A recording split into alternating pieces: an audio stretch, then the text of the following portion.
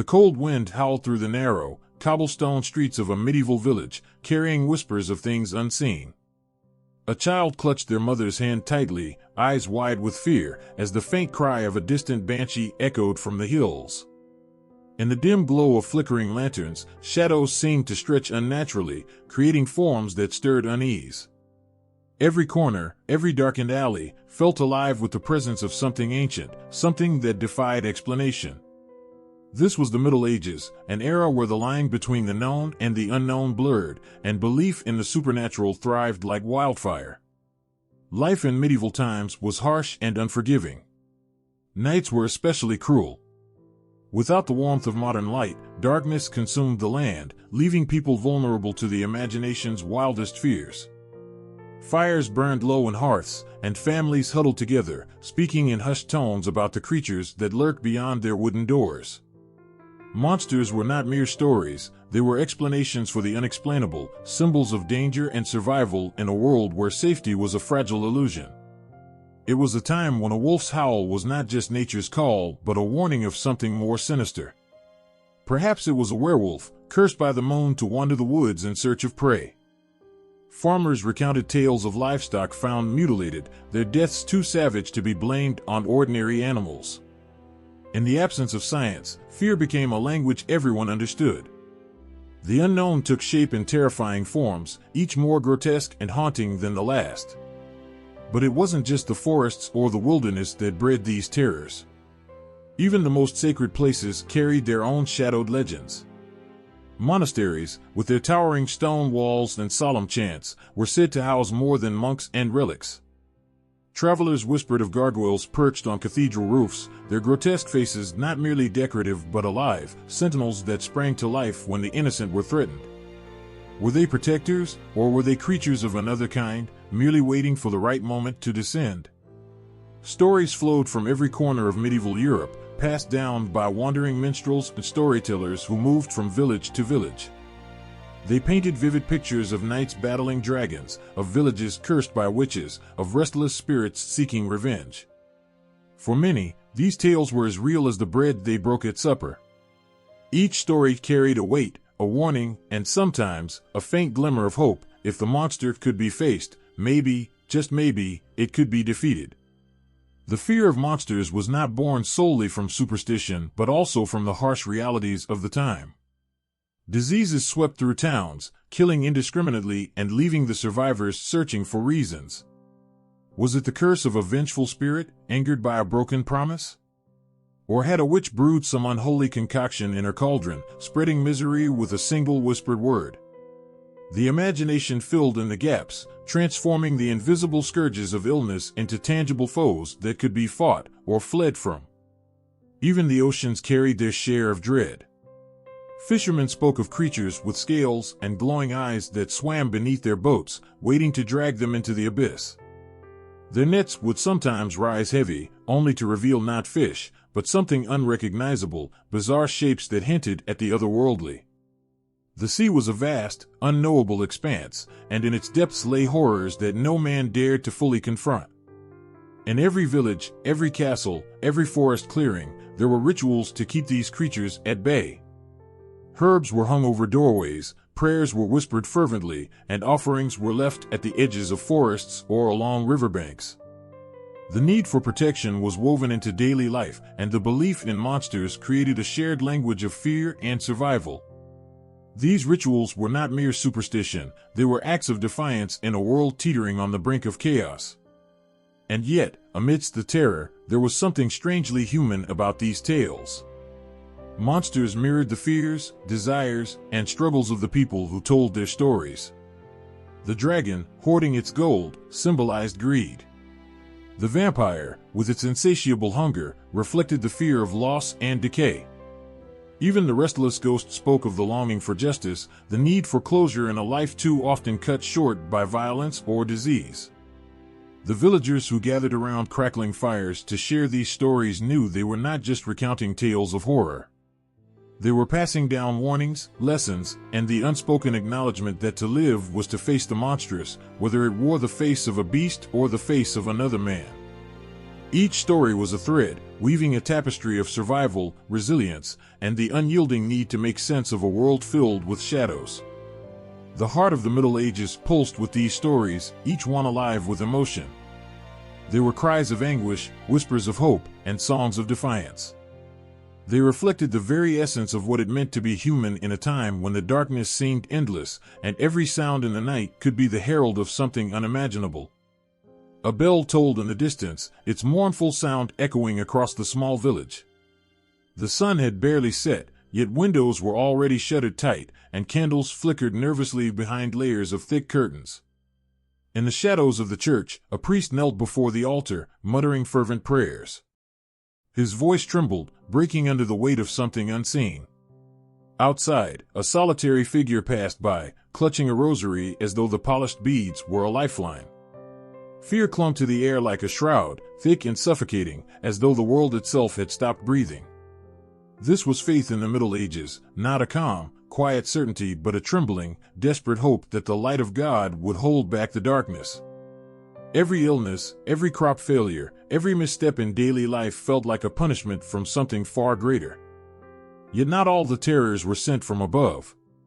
Some prowled the earth, stalking the edges of the known world, waiting to strike. There were beasts with glowing eyes, witches muttering curses under their breath, demons with twisted horns and clawed hands. To those living in the medieval world, these monsters were not metaphors, they were as real as the stars that pierced the night sky. Fear was a force that bound communities together, just as much as it isolated them. Stories of the damned spread quickly, whispered in the quiet moments between toil and rest. A child went missing in the forest, a woman's shadow grew unnaturally long under the moonlight. Such tales sent shivers down spines, leaving people grasping for explanations.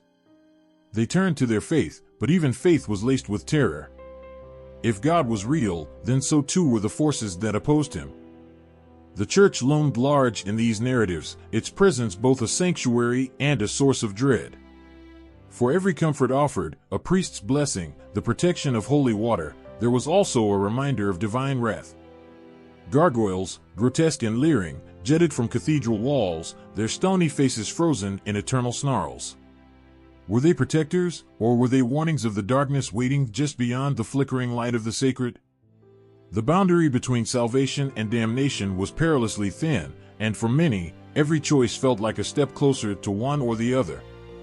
Superstition grew like weeds in the cracks of this rigid faith. A black cat crossing your path was not just an unfortunate omen, it could mean the devil himself was near, watching, waiting. Witches were feared not only for their supposed pacts with dark forces, but because they represented a power that defied the order of the church. When a sudden storm wiped out a season's harvest or a mysterious illness swept through a village, it was easy to point fingers at the strange woman who lived on the edge of town, her hands forever stained with herbs and soil. The fear of witches was not just fear of the unknown, it was fear of rebellion against divine order. The stories of demons were perhaps the most chilling. They were not confined to the pages of holy texts or the nightmares of the devout. Demons walked the earth, their presence felt in every unexplained tragedy. A man who drank too much and beat his family was said to be possessed.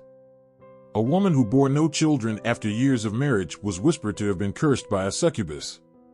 Even the simple act of forgetting a prayer could invite a demon into one's home.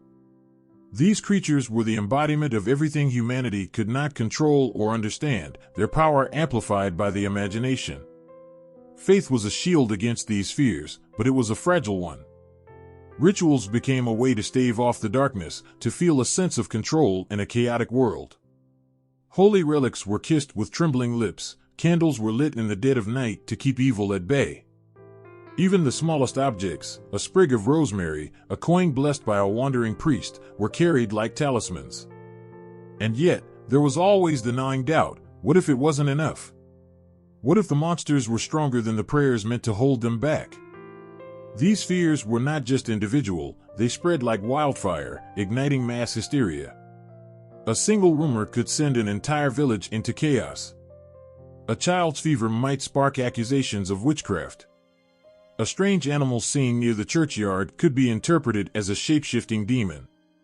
Faith, in these moments, became a double-edged sword, It offered hope, but it also demanded sacrifice. Innocent people were burned at the stake, their screams piercing the heavens as communities sought to purge the darkness. And yet, for all its terror, faith also gave people a way to face the monsters. It gave them stories of saints who banished demons, of angels who descended from the skies to smite evil. These tales were lifelines, proof that even in the darkest of nights, the light could prevail. People clung to these stories, not just because they believed in them, but because they needed them. The fear of monsters was unbearable without the hope of their defeat.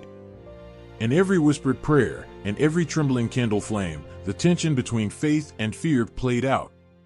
The monsters of the Middle Ages were not just creatures of the dark, they were reflections of a world struggling to find its balance. Faith was the light in the shadows, but the shadows themselves could never fully be extinguished. They lingered, just beyond the edge of sight, a constant reminder of the fragility of the human spirit. The fire crackled in the center of the great hall, casting flickering shadows on the stone walls. A hush fell over the gathered crowd, their faces glowing with anticipation. At the edge of the light, a bard stepped forward, his lute resting against his chest, fingers poised to pluck its strings. His voice, low and steady at first, carried the opening words of an ancient tale. It was a story of monsters and heroes, of cursed forests and haunted castles, of choices made in the darkness that would ripple through generations. The air seemed to thrum with magic as every listener leaned closer, caught in the web of his words. This was more than entertainment, it was survival. In a world where danger lurked beyond the village boundaries, stories were a way to make sense of it all. Bards and troubadours carried these tales like sacred treasures, their voices weaving together the threads of fear, hope, and wonder. They traveled from village to castle, from bustling marketplaces to lonely inns, their songs and stories binding together the scattered lives of medieval Europe. To the weary farmer or the restless child, they brought the monsters to life, not to terrify but to remind them that even the darkest shadow could be faced. The bard's voice rose, and the hall held its breath. His tale of a night battling a fearsome dragon filled the room with images of fire and steel. Every clanging sword strike, every roar of the beast, seemed to echo off the walls. But it was not just the knight who captured their hearts. It was the villagers trembling in their homes, the maid praying for her love's safe return, the fear and courage that felt so achingly familiar. The bard's story was theirs, retold with the kind of vivid beauty that made them believe in something larger than themselves. Out in the open fields, the troubadours carried their songs beneath the wide sky. Their music spilled out across the hills, filling the air with longing and sorrow, joy and defiance. They sang of witches who danced under the full moon, their laughter mingling with the rustling leaves. They told of ghosts who wandered the ruins of old castles, their laments carried on the wind. Each song was a thread in a tapestry of shared memory, a reminder that even when fear pressed in from all sides, humanity could still create something beautiful. And then there were the manuscripts, bound in leather and guarded in monasteries like treasures of untold worth. Illuminated by the glow of candlelight, monks bent over parchment, their quills scratching tirelessly. The stories they preserved were not their own, yet they poured their souls into every stroke of ink. Marginalia, playful, haunting, or grotesque, danced along the edges of their work, as though the monsters themselves had left their marks. These books were more than paper and ink, they were lifelines, capturing the fleeting words of a bard or the fading melody of a troubadour so that they might endure for centuries. Yet for all their artistry, the manuscripts could never quite capture the raw power of a spoken tale. Words told aloud carried an immediacy, a pulse that no written page could replicate. The cadence of a bard's voice, the way it quivered with fear or roared with triumph, made the story live and breathe in ways that ink could not. It was in these moments, huddled around a fire or standing in the shadow of a great hall, that people truly felt the weight of their legends. A mother, holding her child close, might hear the tale of a banshee's wail and think of the night she stayed awake, listening for the faintest sound of danger. A soldier, nursing his wounds, might hear of a warrior cursed by a vengeful spirit and feel the sharp sting of guilt for the lives he had taken. The stories, passed from one voice to another, became mirrors of the world they knew, both the terror and the beauty of it. But it wasn't just fear that lingered in these tales. There was hope too, carefully woven into the fabric of each narrative. For every monster that emerged from the shadows, there was a hero brave enough, or foolish enough, to face it. For every cursed land, there was the promise of redemption. And for every tragic ending, there was the unspoken understanding that the story would be told again, each retelling shaping it into something new. The bard paused, his fingers hovering over the lute, his voice heavy with silence. The audience hung on the edge of that stillness, their hearts beating in time with the tension in the room. Then, with a single chord, he brought the story crashing back to life. The dragon fell, its roar fading into a whispered breath, and the knight, bloodied but unbroken, stood victorious. The crowd erupted into cheers, their faces alight with triumph. But as the bard stepped back into the shadows, their minds lingered on the monster. Its death was not just a victory, it was a reminder of how close it had come to consuming them all. Even now, long after the fires of the Middle Ages have cooled, the echoes of those stories remain. The bards and troubadours, the manuscripts with their ornate letters and hidden monsters, all whispered the same truth, that in the face of fear, humanity would always find a way to fight back. Through words, through music, through the simple act of remembering, they preserved the beating heart of a world filled with shadows. And in doing so, they gave those who came after them a way to see the light. The knight's breath came in ragged gasps as he stood before the gaping maw of the beast. Its eyes glowed like embers, its massive wings casting an unnatural shadow over the barren land. The creature's scales shimmered like molten metal, its claws dripping with the blood of those who had dared to defy it. Around them, the world seemed to hold its breath, as though the earth itself feared what might come next. But the knight wasn't just staring at a dragon. He was staring at the weight of his own sins, the scars of the wars he had fought, and the vast, unknowable terror of the world beyond his understanding. In the medieval world, monsters were never just monsters. Their snarling faces and twisted forms carried the weight of meanings too heavy to put into words. They were the fears people couldn't name, the struggles they couldn't escape, and the questions they dared not ask. To see a dragon perched on a hill was to face greed, pride, and unchecked ambition. To hear of a banshee wailing in the night was to be reminded of death's unrelenting grip. These creatures were mirrors, reflecting back the darkest corners of human existence. A child in a small village might hear the tale of a werewolf stalking the woods, its human guise discarded under the full moon. She'd clutch her mother's hand tighter, her wide eyes darting to the window, but in her heart, she knew the wolf was more than an animal. It was a warning. Perhaps it was the neighbor who had grown cruel with power, or the unspoken fears that came with a father's unexplained absences.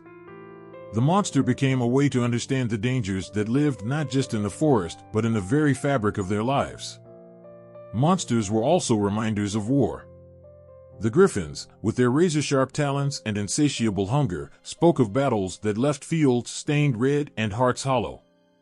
Their massive wings didn't just carry them over mountains, they carried the memories of entire villages burned to ash, of lives destroyed in the name of conquest. The beast was a living embodiment of the chaos and destruction that came with every swing of a sword, every arrow loosed into the night. To fight a monster was to confront the horrors of war and ask whether victory was worth the cost. But the monsters didn't always live outside the walls of the village. Sometimes, they were born from within. The succubus, with her otherworldly beauty and seductive power, was said to creep into men's dreams, pulling them toward sin. Yet, in her haunting smile and enchanting eyes, there was an uncomfortable truth. She was not just a demon but a reflection of forbidden desires and unchecked lust. To see her in the flickering light of a fire was to be reminded that the line between human and monster was thinner than anyone cared to admit. For the deeply religious, monsters were painted in the bold, unrelenting colors of sin. A leviathan thrashing in the depths of the sea was not just a creature of myth, but a symbol of wrath, gluttony, and envy. The 7 deadly sins themselves took monstrous forms, each one a grotesque reminder of the consequences of straying too far from the path of righteousness. When a plague swept through a village, leaving bodies stacked like kindling, the survivors might whisper of a demon's curse or a punishment for their pride. In these moments, the monster became a way to make sense of suffering, even as it deepened the fear. Yet there were some monsters that defied explanation, their very existence challenging the limits of what was known. The Kraken, rising from the ocean's depths to drag ships into the abyss, was a terrifying question mark on the map of the world. It stood for everything humans could not conquer: the vastness of the sea, the secrets hidden beneath its waves, the fragility of life in the face of forces far greater than themselves. To see the Kraken in one's nightmares was to feel the weight of the unknown pressing down like the tide, relentless and unyielding. In the quiet moments, when the stories had been told and the fires had burned low, there was an unspoken understanding that the monsters were always there. They lived in the cracks between faith and doubt, between what was seen and what was imagined. A farmer might pause in his work, glancing at the horizon where the forest met the sky, and wonder what lay beyond the trees. A monk might close his prayer book, the flicker of candlelight casting strange shapes on the walls, and feel the chill of something watching. Even the bravest knights, clad in armor and wielding swords blessed by priests, felt the weight of these creatures. When they marched into battle against a dragon or faced the snarling jaws of a chimera, they were not just fighting flesh and bone. They were fighting the fears and flaws that lived inside them.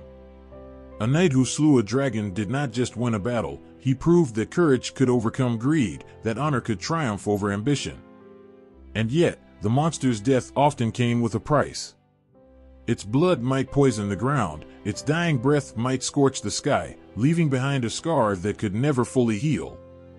The monsters of medieval society were many things: teachers, warnings, punishments, but above all, they were storytellers. In their roars and howls, and the sharp glint of their claws and the dark hollows of their eyes, they spoke truths too terrible to be spoken aloud. They reminded people of the fragility of their lives, the consequences of their choices, and the mysteries of the world they could never fully grasp. The knight standing before the dragon wasn't just a figure in a tale. He was everyone who had ever felt the weight of their own sins, the fear of the unknown, the burden of war. And as the dragon lunged, its jaws snapping shut with a sound that shook the heavens, the knight raised his sword, not just to kill the beast, but to confront everything it stood for. The cold wind howled through the mountains, carrying whispers of something unseen. A shepherd paused, his flock huddled close, and scanned the jagged peaks. He had grown up hearing the tales. They said a beast lived here, its massive wings spreading like storm clouds, its fiery breath scarring the land. Some called it a dragon, but the elders had other names, older names that twisted like thorns on the tongue. The man tightened his cloak and prayed under his breath, feeling the weight of centuries pressing down on the icy air. Across the rolling hills of the British Isles, children whispered to one another about the Kelpie. They said it looked like a horse, sleek and black, its mane dripping like river foam. It waited by the water, its glowing eyes promising safety, but anyone who climbed onto its back was dragged into the depths. By day, the rivers flowed peacefully, but at dusk, when the shadows stretched long and the water darkened, the air felt heavy. Villagers stayed indoors, their laughter soft and forced, as though afraid the creature might hear and be drawn to their warmth.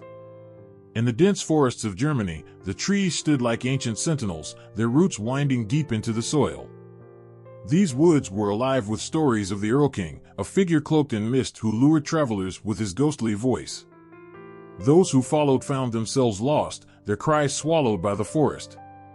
On stormy nights, the wind would rush through the trees, carrying a sound that could be mistaken for laughter or warning. Parents would pull their children close, their faces pale in the candlelight, and tell them to stay far from the woods, where the Earl King danced in the shadows. The Alps were said to be haunted by the tatzelworm, a strange creature with the body of a serpent and the claws of a beast. It slithered through the snow, its breath steaming like smoke, leaving clawed tracks that vanished as suddenly as they appeared. Hunters claimed to have seen it, their voices shaking as they described its glowing eyes and venomous hiss. The people who lived in the valleys built their homes strong and low, as if trying to hold back the weight of the mountains themselves. They spoke of the tatzelworm in hushed tones, their words heavy with fear and fascination. In Scandinavia, the sea held secrets too vast to fathom. Fishermen told tales of the Kraken, a monstrous squid that could wrap its tentacles around entire ships and drag them into the abyss. The waves seemed to carry its presence, each swell and crash a reminder of its power. On misty mornings, when the horizon blurred and the world felt small and fragile, sailors would look out over the water and swear they saw something move, a shadow larger than life just beneath the surface. They returned to shore with wild eyes, their hands trembling as they clutched the nets that had spared them. Further south, in the warm hills of Italy, whispers of the basilisk crept through the stone streets of old towns. The creature, born of darkness, was said to kill with a single glance. It slithered through ruins and caves, its body coiled with malice, leaving a trail of death in its wake. Even the bravest warriors hesitated to hunt it, their courage faltering in the face of its legend. In the vineyards, where life was rich and full, there was always a shadow, a quiet unease that came with the setting sun. People stayed indoors, their shutters closed tightly, as though even the night air might carry the basilisk's deadly gaze.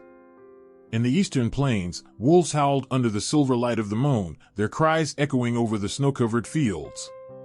Among them walked the werewolf, a cursed soul trapped between man and beast. Villagers whispered of strange tracks that appeared in the frost, too large for any wolf but too human to be dismissed. They locked their doors and muttered prayers, their hands trembling as they clutched the wooden beams. The howls continued, growing louder, closer, until the silence felt heavier than the noise. In the Carpathian Mountains, shadows grew long and deep, and stories of the strigoi filled the cold air. These creatures, neither alive nor dead, were said to rise from their graves to feed on the living. The villagers placed garlic on their doors and sprinkled holy water on their thresholds, but the fear remained. At night, the candle flames flickered, as though touched by an unseen hand, and the people huddled together, their breaths shallow and quick. Every creak of the floorboards, every rustle of the wind, felt like a warning, a reminder that the line between the living and the dead was thinner than they cared to admit. In every corner of Europe, the land itself seemed to give birth to monsters, each one shaped by the fears and hopes of the people who lived there. The icy north, the rolling hills, the dense forests, the jagged peaks, all carried stories of creatures that defied understanding. These monsters were not just part of the landscape, they were the landscape, their presence woven into the very fabric of the earth. The rivers, the mountains, the seas, all held echoes of the beasts that haunted them, their shadows lingering long after the stories were told. The shepherd, now miles from home, felt the weight of those shadows. The wind picked up, carrying with it a sound that made his blood run cold. He tightened his grip on his staff and stared into the darkness, where the mountains loomed like silent sentinels. He had heard the stories, but now, standing in the heart of the wild, he wondered if the stories were enough. The beast was out there, somewhere, its breath hot against the cold air, its eyes glowing like embers in the dark. And for a moment, he thought he saw it, a flash of movement, a shadow too large to be anything but real. The sea was restless, its waves roaring against the sides of the ship like an untamed beast. The sailors stood frozen, their knuckles white as they gripped the rigging, staring at the black depths below. The horizon had vanished, swallowed by a thick wall of mist, and the only sound beyond the crashing waves was an eerie creak, as if something massive was shifting beneath the water. One sailor, his face pale, whispered a prayer under his breath. But prayers felt hollow out here, where the sea was a world of its own, and different to the frail lives clinging to its surface. It began with a ripple, subtle yet unnatural, that spread across the ocean's surface.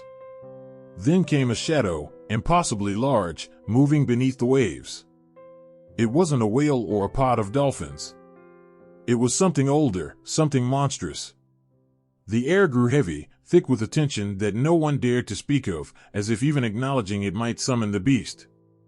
Then, from the depths, a shape emerged, a tentacle, slick and glistening, rising like a dark pillar against the stormy sky.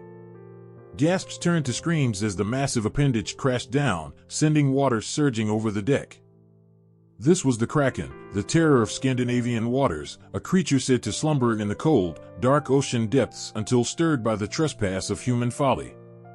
To fishermen and sailors, it wasn't a myth or a tale told to scare children, it was a living nightmare. The stories described a beast with tentacles so vast they could encircle an entire ship, dragging it down into the crushing blackness of the sea. Its eyes, like glowing coals, were said to pierce through the waves, filling men's hearts with dread long before they glimpsed its monstrous form. The sea serpents were no less feared, their long, sinuous bodies slipping silently beneath the waves. They struck without warning, their movements swift and deliberate. Some claimed they were dragons cast into the ocean by vengeful gods, while others believed they were guardians of forbidden treasures hidden beneath the seabed. The sagas spoke of their scales gleaming like polished armor, their fanged mouths capable of snapping a mast in two with a single bite. Yet, what made them truly terrifying was their unpredictability. The kraken might rise with a storm, but the sea serpents were patient hunters, their presence felt only in the silence that followed a ship's unexplained disappearance. In the icy waters off the Norwegian coast, where the fjords cut deep into the land, these monsters were more than legends. Fishermen whispered of the kraken's lair, a place where the water churned with strange currents and the air smelled of decay. They told of ships that strayed too close, their wreckage washing ashore days later, splintered and lifeless. Sometimes, they would find remains of massive suckers embedded in the wooden hulls, as if the sea itself had clawed at the vessels, unwilling to let them go. One chilling account told of a crew who ventured too far north during a calm season. The captain, eager to find untapped fishing grounds, ignored the warnings of the locals and sailed into uncharted waters. Days passed without incident, and the crew began to mock the stories. But on the sixth night, as the moon hung low and red over the horizon, the sea began to shift. First came the stillness, a silence so profound that even the gulls fell quiet. Then the ship rocked violently, as if struck by an invisible force. The men rushed to the deck, their lanterns swinging wildly, casting fleeting glimpses of something vast and coiled moving in the water. They saw the tentacles rise, their slick surfaces glinting in the moonlight, and heard the deafening crack as one wrapped around the mast, splintering it like a twig. The crew's cries were swallowed by the storm that erupted from nowhere, the rain falling in sheets as the kraken pulled the ship into the abyss. Days later, pieces of the vessel washed up on a distant shore, along with a single survivor, his mind shattered, muttering only one word, kraken. Sea serpents, too, left their mark on Scandinavian folklore. Fishermen along the coasts of Sweden and Denmark spoke of a beast they called the lingbacker, a serpent so enormous that sailors mistook its back for an island. They would anchor their ships, only to realize too late that the land beneath them was alive and moving. The serpent would plunge, dragging everything above it into the depths. These tales were told with a gravity that left no room for doubt, the fear etched into the faces of those who recounted them. What made these monsters so terrifying was not just their size or strength, but the mystery that surrounded them. The ocean was vast, its depths unknowable, and the creatures that lurked within were a reflection of that terrifying uncertainty. To those who sailed its waters, the sea was not just a path, but a living entity, capable of wrath and hunger. The kraken and sea serpents were its emissaries, reminders of its untamed power and the fragility of human life. Even in calm waters, where the sun sparkled on the waves, the stories lingered. A ripple in the water, a strange shadow beneath the surface, was enough to send shivers through a crew. They would tighten their nets, double-check their ropes, and whisper prayers to gods old and new, hoping to appease whatever might be watching from below. In the end, these creatures became more than monsters. They were symbols of the unknown, of the dangers that lay just beyond the horizon. The kraken and the sea serpents were warnings, carved into the collective memory of those who lived by the sea. They reminded people that the world was vast and full of wonders and terrors that defied human understanding. And in the cold waters of Scandinavia, where the waves rose high and the sky stretched endless above, the line between legend and reality was as thin as the mist that hung over the sea. The sailor leaned over the edge of the ship, his eyes scanning the glistening waves as the setting sun painted the ocean in hues of gold and crimson. His heart raced, not from fear but from the haunting melody that drifted across the water, so soft and enchanting it felt like a dream. It called to him, promising solace, beauty, and an escape from the endless, lonely horizon. His crewmates shouted warnings, their voices frantic and sharp, but he didn't hear them.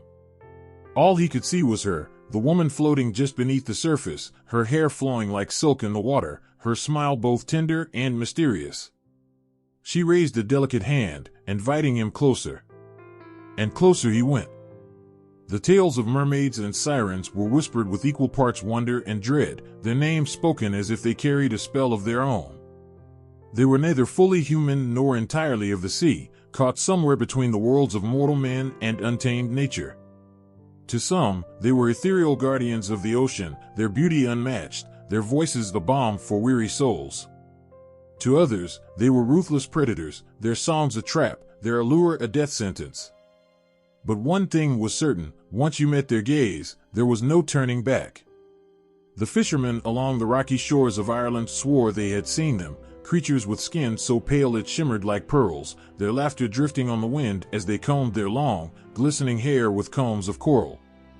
The Merrows, as they were called, were said to wear magical caps that allowed them to move between the sea and land.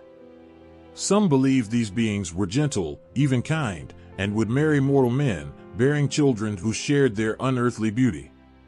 But those same stories warned of the Merrows longing for the sea. If ever they found their hidden caps, they would vanish into the waves, leaving behind only heartbreak.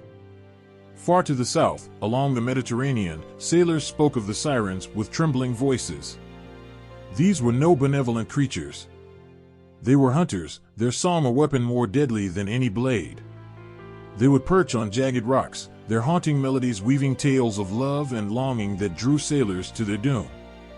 Ships would crash against unseen reefs, splintering like fragile shells, their crews swallowed by the merciless sea. The sirens would watch, unblinking, as the ocean claimed its victims, their faces serene and untouched by pity. The dual nature of these creatures made them all the more terrifying.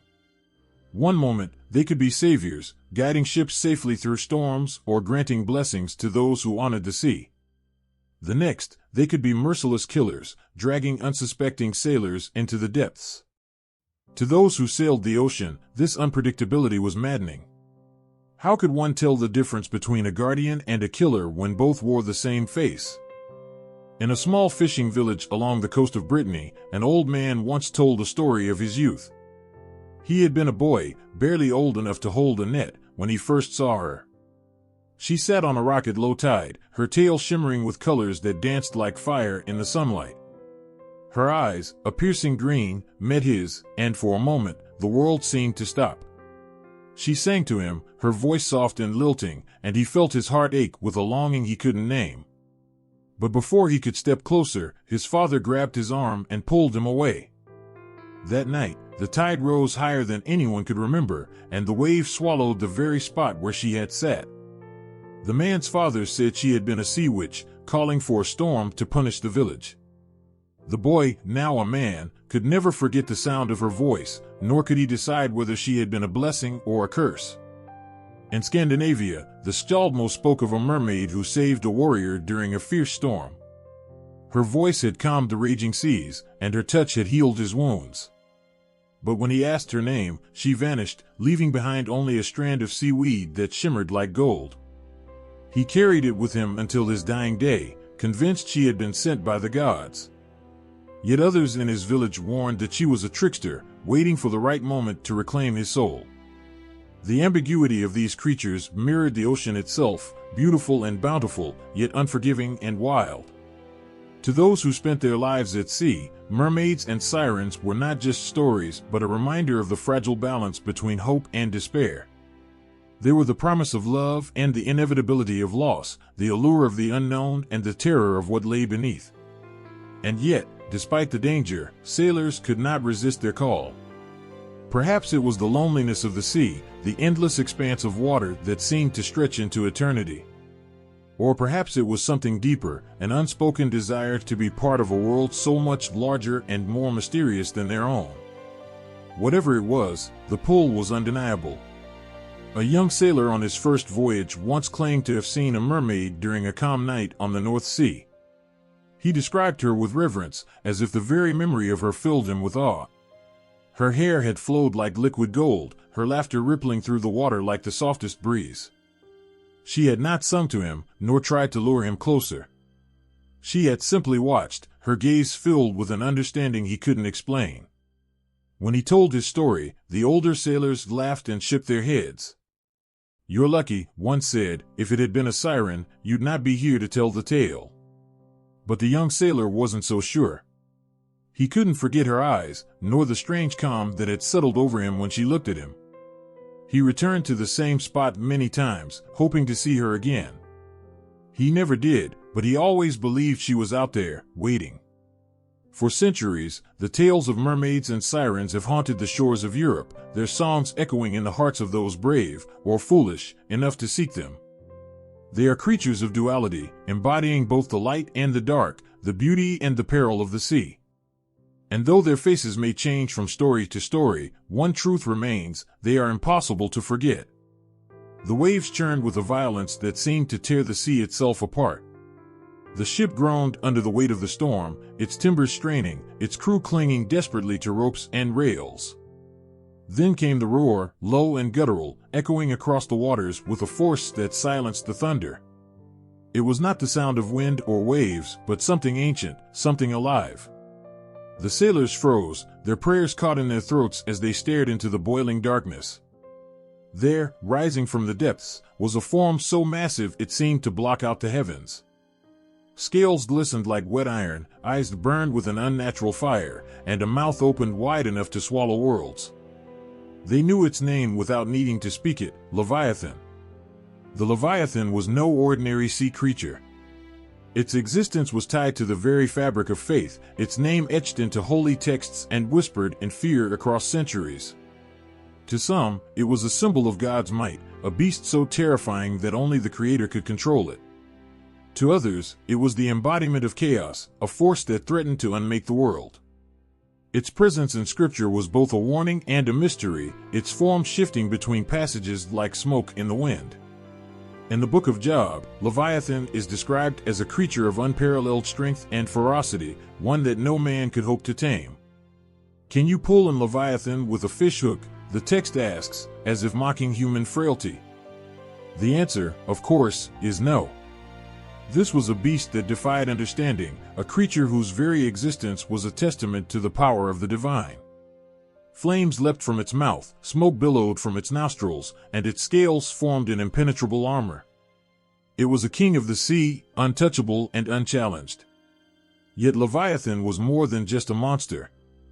It was a mirror, reflecting the fears and hopes of those who invoked its name.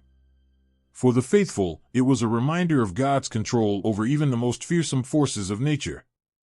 It was proof that no matter how chaotic the world seemed, there was a plan, a purpose, a hand that held the reins. For the doubters, it was a question mark, a challenge to the idea that humanity could ever truly understand the universe. It was both comfort and terror, a paradox wrapped in scales and shadow. Other biblical texts painted Leviathan in different hues. In Isaiah, it is a serpent, a creature of sin and destruction, destined to be slain by God in a final act of triumph. This version of Leviathan was a harbinger of doom, its coiled body a metaphor for the wickedness of the world. To think of it rising from the depths, its endless tail unspooling like a storm, was to confront the fragility of human existence. How small must a man feel in the presence of such a creature? How powerless! In medieval Europe, theologians and scholars seized upon the image of Leviathan, weaving it into their teachings and sermons. They saw it as a symbol of temptation, its mouth a trap waiting to devour the unwary. "Beware the Leviathan," they warned, "for its jaws are wide and its hunger unending." This was no longer just a beast of the sea, it was a moral lesson, a cautionary tale for those who strayed too far from the path of righteousness. But for sailors, the Leviathan was more than metaphor. It was real as the waves that battered their ships and the storms that threatened to drag them under. They spoke of a shadow that moved beneath the water, of a force that pulled entire vessels into the abyss without a trace. They carved its likeness into their maps, marking the edges of the known world with warnings: "Here be monsters." To sail into those waters was to gamble with fate, to face the possibility of never returning. And yet, despite the fear it inspired, Leviathan also commanded a strange kind of reverence. To see it, to survive it, was to glimpse something beyond human understanding.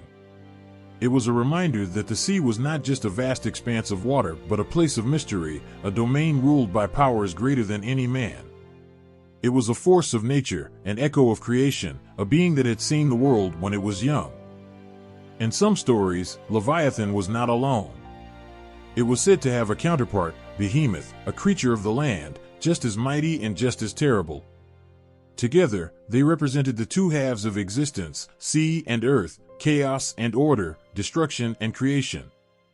Some believed that when the world ended, these two beasts would battle one final time, their clash shaking the heavens and the earth. Others said they would be consumed in a great feast, their bodies serving as sustenance for the righteous in a new world. The Leviathan's legacy extended beyond scripture and faith. Its image found its way into art and literature, its story retold in countless variations. It was a dragon, a serpent, a creature of nightmare and wonder. In every telling, it carried the weight of its origins, the sense that it was not just a monster but a piece of something larger, something eternal. Even now, the thought of Leviathan stirs the imagination.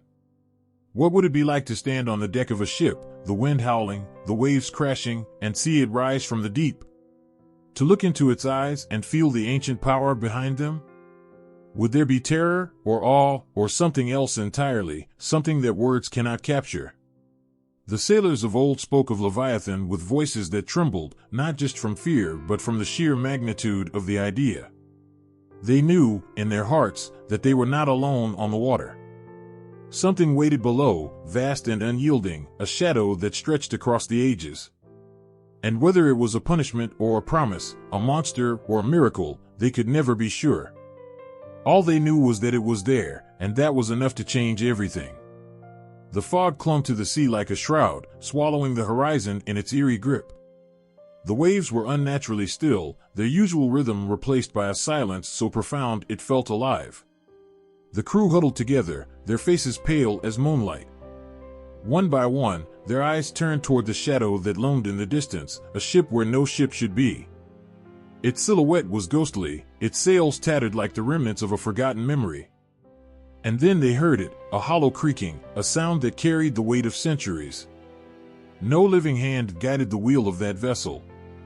It is said that the ocean remembers everything. Its waters hold the whispers of lives lost, dreams shattered, and promises broken. Among the countless stories it keeps, none are more chilling than those of the ghost ships.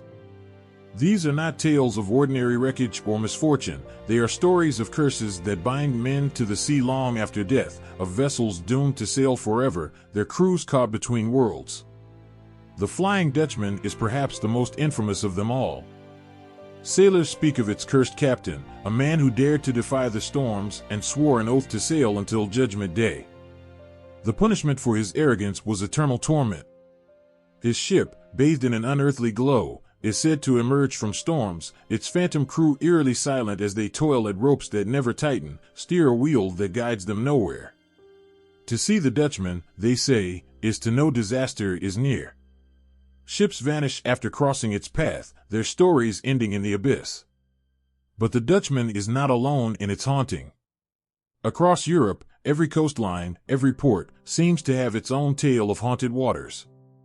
In Scandinavia, they whisper of the draugar ships, vessels crewed by the restless dead. These spirits, pale and hollow-eyed, rise from their watery graves to seek vengeance on the living.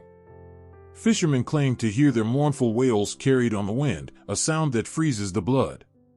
It is not just death they bring, but a curse that lingers, pulling the unwary toward their doom. In the British Isles, the legend of the Lady Lovibond casts a softer, though no less tragic, shadow. They say she set sail on her maiden voyage with joy filling her sails, but jealousy turned that happiness into ruin. Her captain's first mate, consumed by unrequited love, steered her into the Goodwin Sands, where she was swallowed by the sea. And yet, every 50 years, the Lady Lovibond appears, her lights flickering like faint stars on the water, her crew still trapped in the moment of their betrayal. For sailors, these tales are more than folklore. They are warnings, reminders that the sea is as unforgiving as it is vast. A misstep, a moment of arrogance, can mean not just death, but something far worse. To lose one's life at sea is tragic, to lose one's soul to it is unbearable. The ghost ships are the embodiment of this fear, their spectral forms a testament to the thin line between life and death on the ocean. And it is not just the vessels that haunt these waters. The phantom sailors, bound to their floating tombs, are figures of endless sorrow. Some speak of sailors who appear out of nowhere, their clothes dripping with salt water, their eyes vacant. They come aboard living ships, silent and unresponsive, before vanishing as suddenly as they arrived. Their presence is a curse, their touch cold as the grave. To meet their gaze is to feel the weight of the sea's eternal grasp. The sailors who tell these stories rarely finish without a tremor in their voices. They speak of the Mary Celeste, found adrift in the Atlantic, her crew vanished without a trace. There was no sign of struggle, no evidence of mutiny or attack, only an eerie emptiness that seemed to whisper of something unseen. What happened to her crew remains a mystery, but the tale lingers, a reminder that the sea does not always give answers, only questions. Then there is the Kalush, a spectral ship from the coast of Spain and the lore of the Chilo people of South America, carried to European sailors through trade and conquest. It is said to glow with an otherworldly light, its music carrying over the waves. The ship is both a curse and a wonder, its crew made up of souls lost to the sea, pressed into eternal service. Some say it brings riches to those who help it, others claim it brings only despair. To see its light is to question what lies beyond the veil of this world. What binds these stories together is not just fear, but a sense of inevitability. The sea is a place of beginnings and endings, of life and death, of memory and forgetting. The ghost ships are not just legends, they are reflections of humanity's deepest fears and greatest questions. They remind us that the ocean, vast and unknowable, holds mysteries that defy explanation. The night seems darker when such tales are told. Sailors draw closer to the warmth of their lanterns, their eyes scanning the horizon for signs of the unnatural. And in the stillness of the water, they wait, their hearts heavy with the knowledge that the sea has never been theirs to claim. It belongs to the stories, to the shadows, to the ghosts that haunt its depths. Even now, some swear they have seen them, the faint outline of a ship where no ship should be, the flicker of a light in the distance, the echo of a voice that should not exist. To sail the haunted waters of Europe is to carry these stories with you, to feel their weight in every wave, every gust of wind. And as the fog rolls in, the line between myth and reality fades, leaving only the haunting truth that some ships never find their final port. The lake shimmered in the pale light of the moon, its surface so still it seemed to hold its breath. There was no wind, no rustling of leaves, just an eerie quiet that pressed against the skin like cold fingers. And then, there it was. A ripple in the water, faint and deliberate, spreading outward like a whispered secret. It wasn't the splash of a fish or the lazy drift of a leaf. No, this was something alive. Something watching. The ashray, they call it. Pale as moonlight, its form as fragile as mist on the wind. They say these beings are made entirely of water, so pure they leave no trace of their existence. To catch a glimpse of one is rare. To touch one is impossible. If the sunlight reaches them, they melt away, vanishing into the water they call home. Yet for all their ethereal beauty, there is something haunting about them, something that chills the blood. In the quiet corners of Scotland, old fishermen whisper of nights when they've seen them, these delicate, translucent figures gliding beneath the waves. They speak of their eyes, so human yet so alien, filled with an unspoken sorrow that lingers long after the vision fades. The ashrays do not harm, not like other creatures of the water. But their presence is unsettling, a reminder that the world beneath the surface is vast and unknowable. Not all aquatic beings are so gentle. In the dark rivers of the north, there are tales of the Knock. This water spirit is as cunning as it is dangerous, luring the unsuspecting to their doom. It can take many forms, a handsome man playing a haunting tune on his fiddle, a pale horse standing alone at the water's edge, its mane dripping with reeds. Those who are drawn to the Knock's beauty are lost forever, dragged beneath the surface where their cries are muffled by the current. Parents in these regions still warn their children not to linger near the water at dusk. They tell them of the Knock's music, so sweet it can steal a soul. It is said that even the strongest-willed cannot resist its melody, their feet moving toward the water as if compelled by some unseen force. And when the knock takes them, the river grows silent again, its surface as smooth as glass, hiding all traces of what transpired. Further west, in the windswept lands of Ireland, people speak of the Selkies. These creatures, both wondrous and tragic, live as seals in the sea but can shed their skins to walk as humans on the shore. Their beauty is unmatched, their laughter light as sea foam, but their hearts are burdened with longing. For when a Selkie walks on land, it is only for a fleeting moment. To stay, they must abandon their skin, the very thing that ties them to the ocean. And if a human finds that skin and hides it, the Selkie is trapped, bound to live a life of quiet sorrow, yearning always for the waves. There is a story often told by the fireside of a fisherman who fell in love with a Selkie. Her skin, soft and glistening, was hidden by him in a place she could never find. For years, she stayed by his side, her smile as warm as the sun, though her eyes betrayed her grief. They had children, a family she loved deeply, yet her heart was never truly his. One day, while the fisherman was away, their youngest child stumbled upon a strange bundle tucked behind the hearth. It was her skin, worn and fragile but unmistakable. The Selkie took it in trembling hands and turned to the sea, her tears falling into the sand as she disappeared beneath the waves. She was never seen again, though some say her children would hear her singing on stormy nights, her voice carrying across the tide. Not all tales of water spirits are filled with sorrow. Some bring warnings, a way to protect those who dare to tread too close to the edges of their world. In the murky lakes of northern Europe, the Kelpie is said to wait. This shape-shifting creature often appears as a magnificent horse, its coat slick with water, its eyes gleaming with intelligence. But woe to those who climb upon its back. The Kelpie gallops toward the lake, its rider unable to dismount, and plunges into the depths, drowning its victim before feasting on their remains. Those who survive encounters with the Kelpie speak of its unnatural strength, its movements as fluid as the water it comes from. And yet, for all its menace, there is a strange allure to the Kelpie.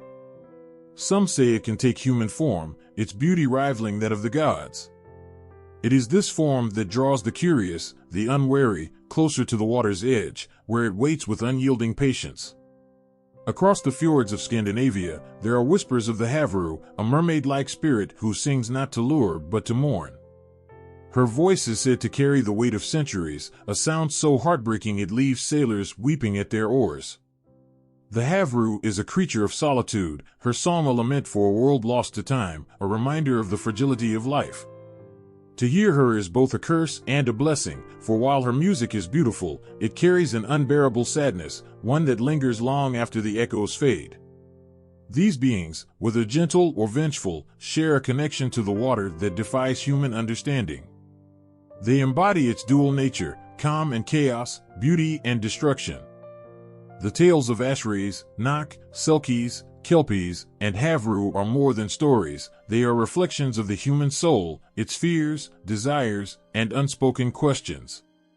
And as the waters continue to ripple with the whispers of these ancient spirits, their presence remains, unseen but always felt. The air in the chamber was stifling, as though the walls themselves held their breath. The faint glow of a torch flickered against the stone, its light barely piercing the oppressive darkness. The silence was heavy, broken only by the sound of cautious footsteps.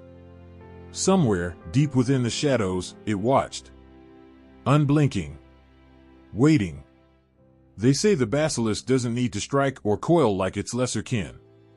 Its power lies in its gaze, a look that freezes life mid-beat, leaving only stillness and stone behind. To meet its eyes is to surrender everything, to fall prey to the weight of inevitability. Farmers whispered of wilted crops and poisoned wells, claiming that even the ground quailed beneath the shadow of the basilisk's path. It was not a beast one hunted, it was a curse to flee. Legend spoke of its birth, a creature born from unnatural circumstances. A serpent's egg, laid under the watchful eye of a cockerel, hatching only when the stars aligned in malicious intent. Some claimed its form was a grotesque fusion of bird and snake, crowned with a ridge of venomous scales. Others insisted it was a serpent so vast and regal that the earth seemed to bow beneath it. But all agreed on one thing: its stare was death incarnate. The tales told in hushed tones were enough to terrify even the bravest hearts. In one village, it was said that a hunter, emboldened by the promise of glory, sought the basilisk in its lair. Armed with a mirror polished to perfection, he believed he could outwit the beast by turning its deadly gaze against itself. The villagers waited anxiously for his return, the hours stretching into days. When at last he stumbled back into the square, his face was pale as moonlight, his eyes hollow and glassy. He carried no prize, no trophy to boast of his encounter, only a warning never to follow in his footsteps. And yet, the basilisk's gaze was not its only weapon. Its breath, they whispered, was laden with venom, enough to blacken the earth and poison the wind. Streams ran dry in its presence, and birds fell lifeless from the sky. Those who dared to tread too close to its domain found their livestock inexplicably dead, their homes crumbling as if touched by decay itself. It was as though the very essence of the basilisk corroded life, unraveling it thread by thread. The power of the basilisk was not merely physical. It wormed its way into the minds of those who feared it, growing larger and more terrifying with every telling. It became a symbol of dread, an embodiment of humanity's deepest fears, of the unknown, of death, of power beyond comprehension. Kings and commoners alike spoke of it with trembling lips, weaving its legend into the fabric of their lives. Some claimed it was sent by the gods as punishment, while others believed it to be the spawn of pure evil, a creature too terrible for the world to bear. Amidst the fear and reverence, there were those who sought to understand the basilisk, to unravel the truth from the myth. Scholars pored over ancient texts, their candlelight flickering against ink-stained pages.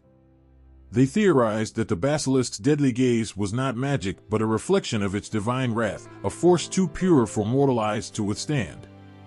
They debated whether it was born of chaos or order, whether its existence was a mistake or a necessity.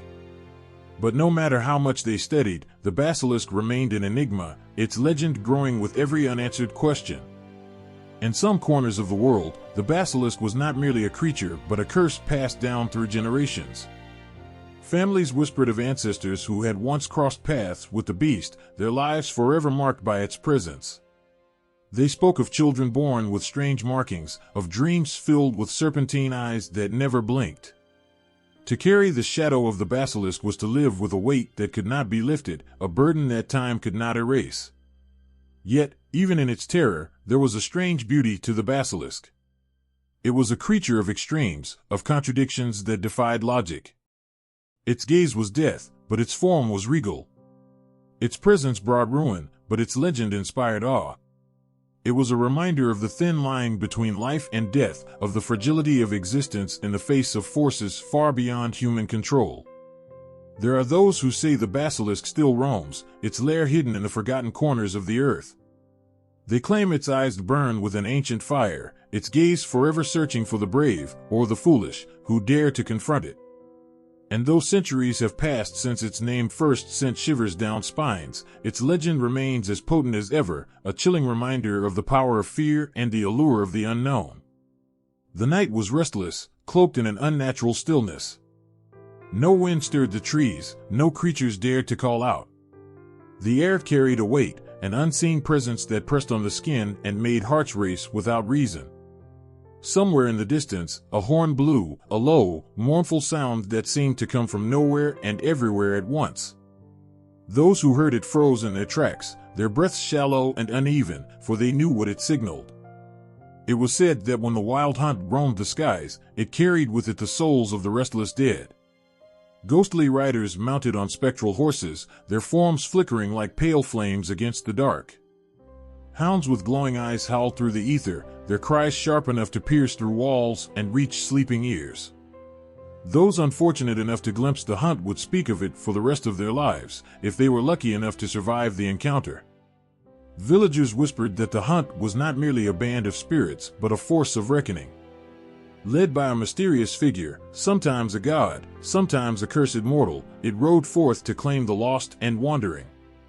Some believed the hunt was drawn by sin, seeking those who had strayed too far from virtue. Others said it came for those who had died unburied, their spirits untethered and vulnerable. Whatever its purpose, one thing was certain: to cross its path was to be swept away, a shadow among shadows, your name forgotten by dawn. There were tales of those who had tried to outrun the hunt. One spoke of a traveler caught on a lonely road, the horn's call echoing through the trees. He spurred his horse forward, his heart pounding in his chest as the sound of hooves grew louder behind him. The wind howled, and the forest seemed to close in, the shadows alive with movement. When he finally reached the safety of his village, his hair had turned white as snow, and his eyes held a haunted emptiness. He spoke of riders with hollow faces, their eyes burning with cold fire, and a leader whose voice was both a whisper and a roar. Not all stories ended with escape. There were accounts of entire villages falling silent overnight, their inhabitants vanished without a trace. The only signs of the hunt's passing were the deep grooves left by spectral hooves and the faint scent of burning, as if the air itself had been scorched. Those who ventured too close to such places often returned with strange marks on their skin, like the touch of icy flames, or not at all. The wild hunt was not bound by borders or nations. It appeared in countless forms across Europe, each version carrying its own flavor of terror. In some lands, it was led by the god Odin, his spear shining like a star as he called forth his warriors. In others, it was a spectral king, his crown gleaming with malevolent light. Still others spoke of a queen, her beauty cold and terrible, her voice luring the unwary into the hunt's grasp. But no matter who led it, the essence of the hunt remained the same, a force that defied the living, a reminder of the thin veil between this world and the next. There were those who believed the hunt could be placated. Offerings were left at crossroads, bread, wine, even trinkets, gifts meant to distract the riders or by mercy for those they pursued. Doors and windows were barred on stormy nights, prayers whispered to keep the hunt at bay. But for all their precautions, there was always an air of uncertainty. The hunt was capricious, its motives unknowable. It could strike without warning, its approach heralded only by the chilling sound of hooves and hounds. Some claimed the hunt was not a punishment but a warning. Its appearance signaled great change, a shift in the world's balance. Wars, plagues, and natural disasters often followed its sightings, as if it rode ahead of chaos itself. Others believed it was a reminder of mortality, a call to live righteously lest one's soul be claimed by the riders. But for those who faced it, philosophy offered little comfort. The hunt was a storm that could not be reasoned with, a force that swept away all in its path. The most haunting tales spoke of those who became part of the hunt. It was said that the souls it claimed were not merely taken, they were transformed, bound to ride for eternity. Ghostly faces peered from beneath the riders' hoods, their expressions twisted with a blend of sorrow and rage. Some whispered that the leader of the hunt was once a mortal, cursed for his hubris or sins, forced to lead the dead until the end of time. Others believed the hunt itself was a manifestation of the collective unrest of the dead, a tempest born of unresolved grief and anger. When the night grew dark and the wind carried strange sounds, people clung to the safety of their homes, their hearts heavy with fear. They spoke in whispers, for even the mention of the hunt was thought to draw its attention. The wild hunt was not just a legend, it was a presence, a shadow that loomed over the edges of the known world. It was the embodiment of the unknown, the inescapable force that reminded humanity of its frailty. And as the horn blew once more, distant yet piercing, the question lingered, who would be next to join the spectral riders? The moon hung low and full, its silver light filtering through the dense canopy of the forest. Shadows stretched and twisted, taking on forms that seemed almost alive. In the quiet stillness of the woods, every crackle of a branch, every rustle of leaves, felt magnified. Somewhere in the distance, a howl tore through the air, raw and primal. It wasn't the sound of an ordinary wolf, it carried something deeper, something more human yet utterly monstrous. Legend spoke of men cursed to walk the earth as beasts, their humanity consumed by the transformation. A fleeting mistake, a pact made in desperation, a curse hurled in anger, or a bite from another damned soul, was all it took. As the moonlight touched their skin, their bodies contorted, bones snapping and reshaping, skin stretching painfully over emerging claws and fangs. The agony of the change was said to be unbearable, a punishment as cruel as the curse itself. But once the transformation was complete, pain gave way to something darker. Hunger.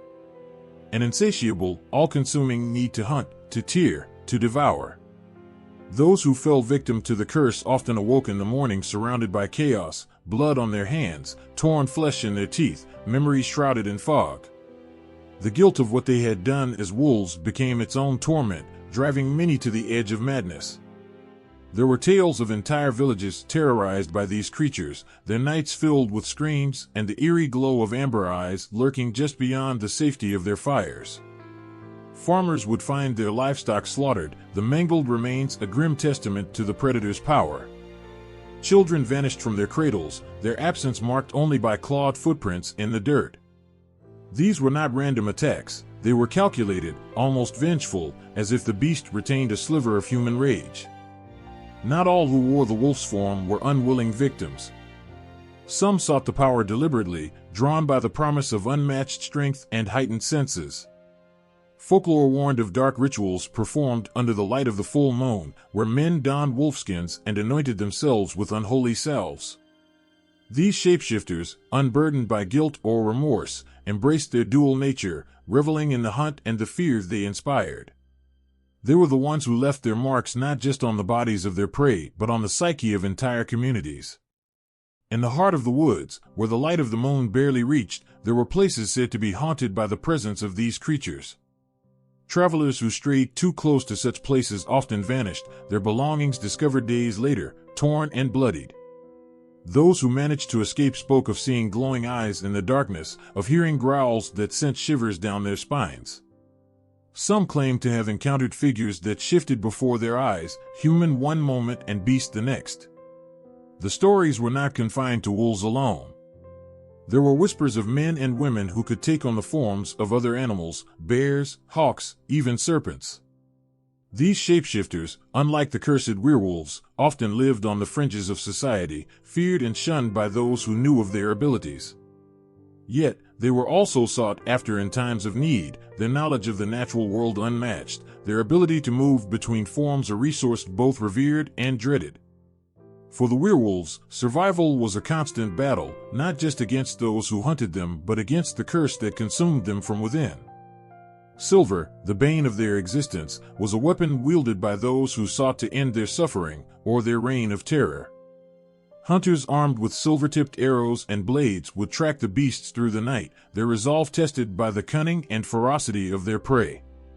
It was said that to kill a werewolf required more than just physical strength, it demanded a will strong enough to face the creature's human side and see the person they once were. And yet, there were tales of hope, rare and fleeting. Stories of those who managed to break the curse, their humanity restored through acts of sacrifice or love. One spoke of a mother who chained herself during the full moon, enduring the agony of transformation night after night until her child found a way to lift the spell. Another told of a young man who was spared by a hunter, the mercy shown to him triggering a change that no magic could undo. The line between man and beast blurred in these stories, the duality of their nature reflecting the struggles of the human soul. Were they monsters, driven by an uncontrollable force? Or were they victims, punished for sins they could not undo? The answers lay in the eyes of the storyteller, in the hearts of those who chose to believe or fear. As the moon began its descent, the forest seemed to breathe again, the weight of the night lifting with the coming dawn. But for those who had heard the howl, who had felt the presence of something more than human, the night would linger in their minds. They would lock their doors and bar their windows, whispering prayers to whatever gods might listen, hoping that the curse would never find them. And yet, in the shadows, the legend of the werewolf lived on, as timeless and unrelenting as the moon itself. The air was thick with the smell of smoke and sulfur. In the distance, the mountains seemed to tremble, their peaks shrouded in an ominous haze. Then came the roar, earth-shaking, guttural, and fierce. Villagers froze where they stood, their hearts pounding with a primal fear. Mothers clutched their children, and the bravest among them reached for swords and spears they knew would be of little use.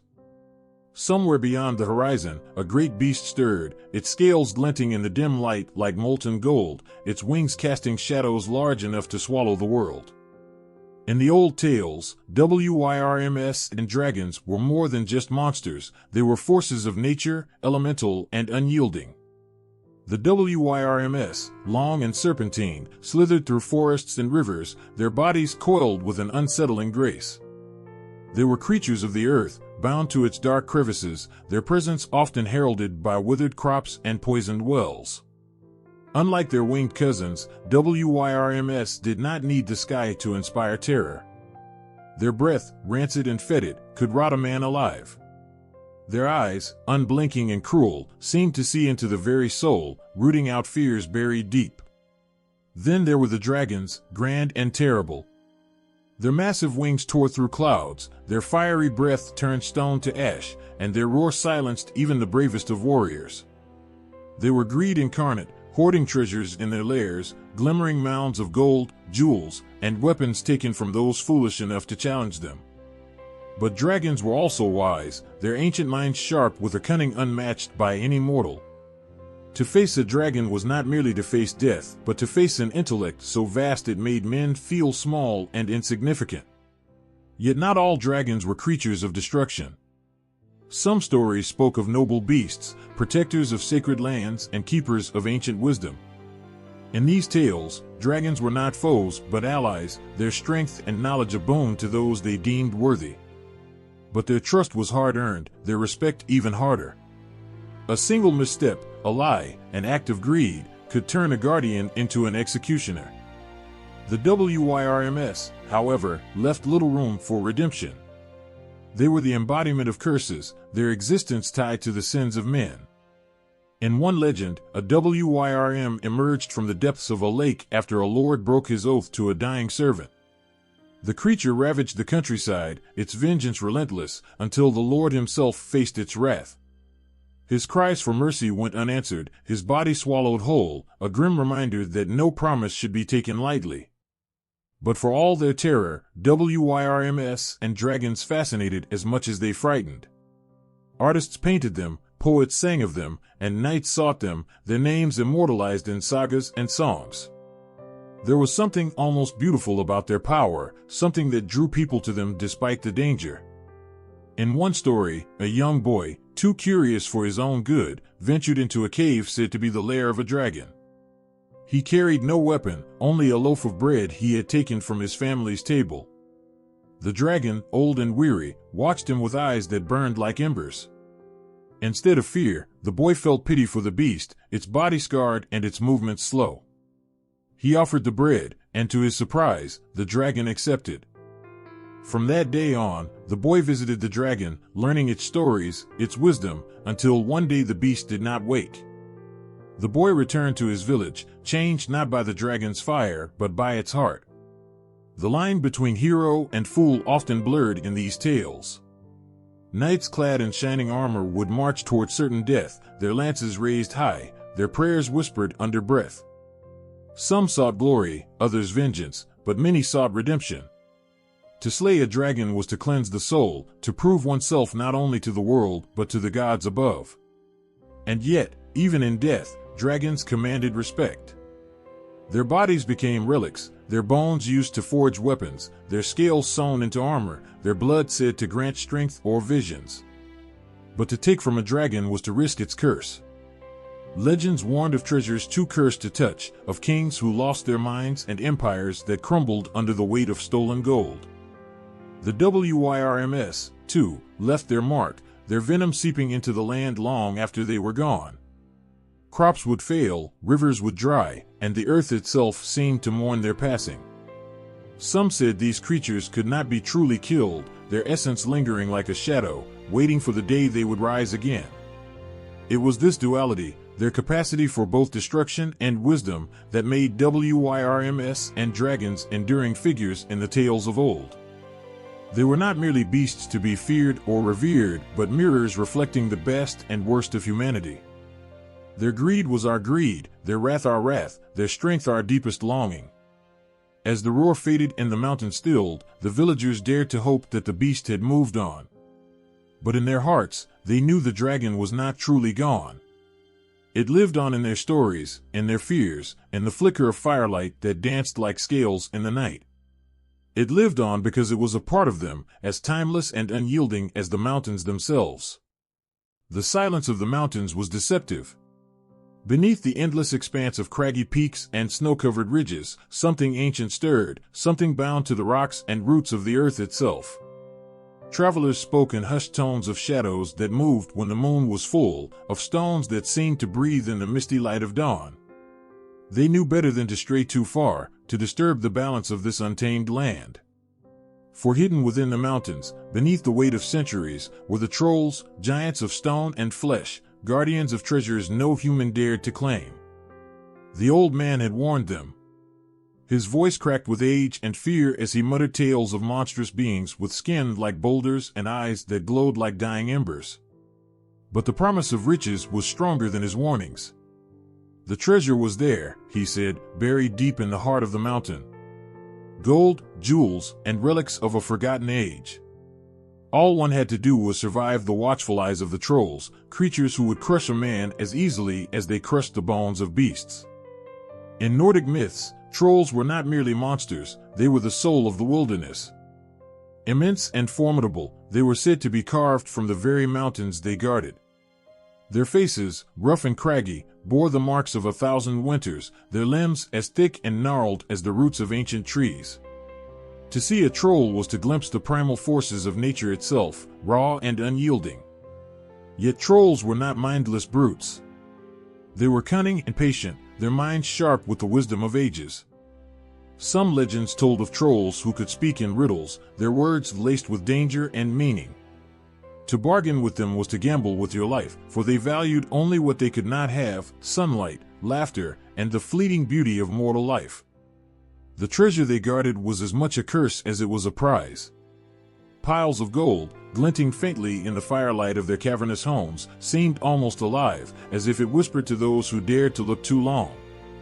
But no treasure was worth the cost of facing a troll. Their wrath was as vast and unrelenting as the mountains themselves. One tale spoke of a young hunter who strayed too far into the highlands. The moonlight glistened on the snowy slopes, and he thought himself alone until he saw the shape, a massive figure, half hidden among the rocks. At first, he thought it a statue, a relic of some forgotten age. Then it moved. Slowly, impossibly, the figure turned, and two eyes, burning with an eerie light, locked onto his. He ran, his heart pounding, but the ground trembled with each step the troll took. The hunter was never seen again, though his cries echoed in the valleys for days. Trolls were said to despise the sun, for its light turned them to stone. Perhaps that was why they hid deep within the mountains, their homes carved into the earth's very bones. Their halls were vast and cold, adorned with treasures they had stolen or inherited from the gods themselves. Some believed the trolls were protectors of these riches, bound by ancient pacts to guard them for eternity. Others claimed the treasure was a trap, bait to lure the greedy and the foolish to their doom. But trolls were not always creatures of malice. In some tales, they were lonely beings, longing for connection in a world that feared them. One story told of a troll who saved a shepherd lost in a blizzard, guiding him to safety with a torch that burned with an otherworldly light. The shepherd promised to return and bring the troll a gift, but fear kept him away. Years later, he found the torch, still burning where the troll had left it, a silent reminder of the promise he had broken. For all their strength and size, trolls were bound by their own rules, their own vulnerabilities. They could not stand the sound of church bells, the sight of a cross, or the taste of salt. Their power was immense, but not absolute, their existence a reminder that even the mightiest of beings had their limits. And yet, they endured, their stories woven into the very fabric of the land. The mountains bore their names, their legends etched into every rock and river. To this day, travelers speak of strange shapes in the mist, of boulders that seem to move when no one is looking. They say the trolls are still there, watching, waiting, their presence as eternal as the mountains themselves. In the end, it is not the troll's strength or size that lingers in the mind. It is their connection to the wild, untamed spirit of the earth.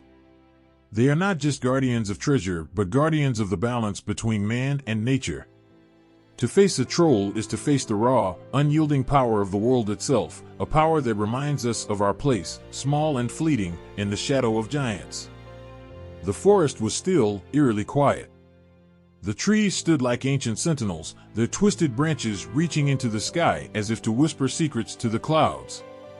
The wind carried no sound except for the rustling of leaves, a soft and constant murmur that seemed to come from nowhere and everywhere all at once.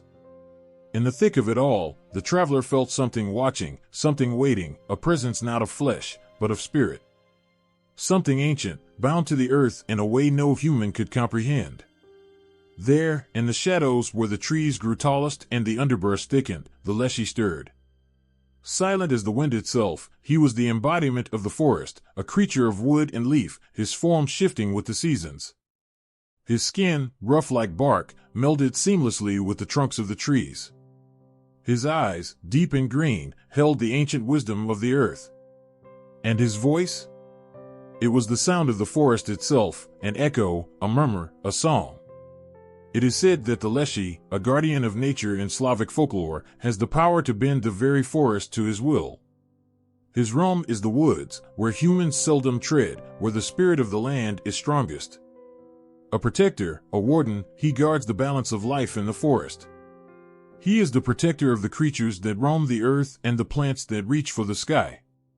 The leshy does not harm without reason, but neither does he offer mercy to those who trespass without care.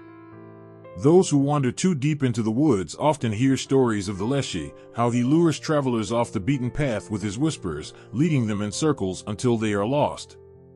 There is no escape from the labyrinth of trees once the leshy decides to toy with a human.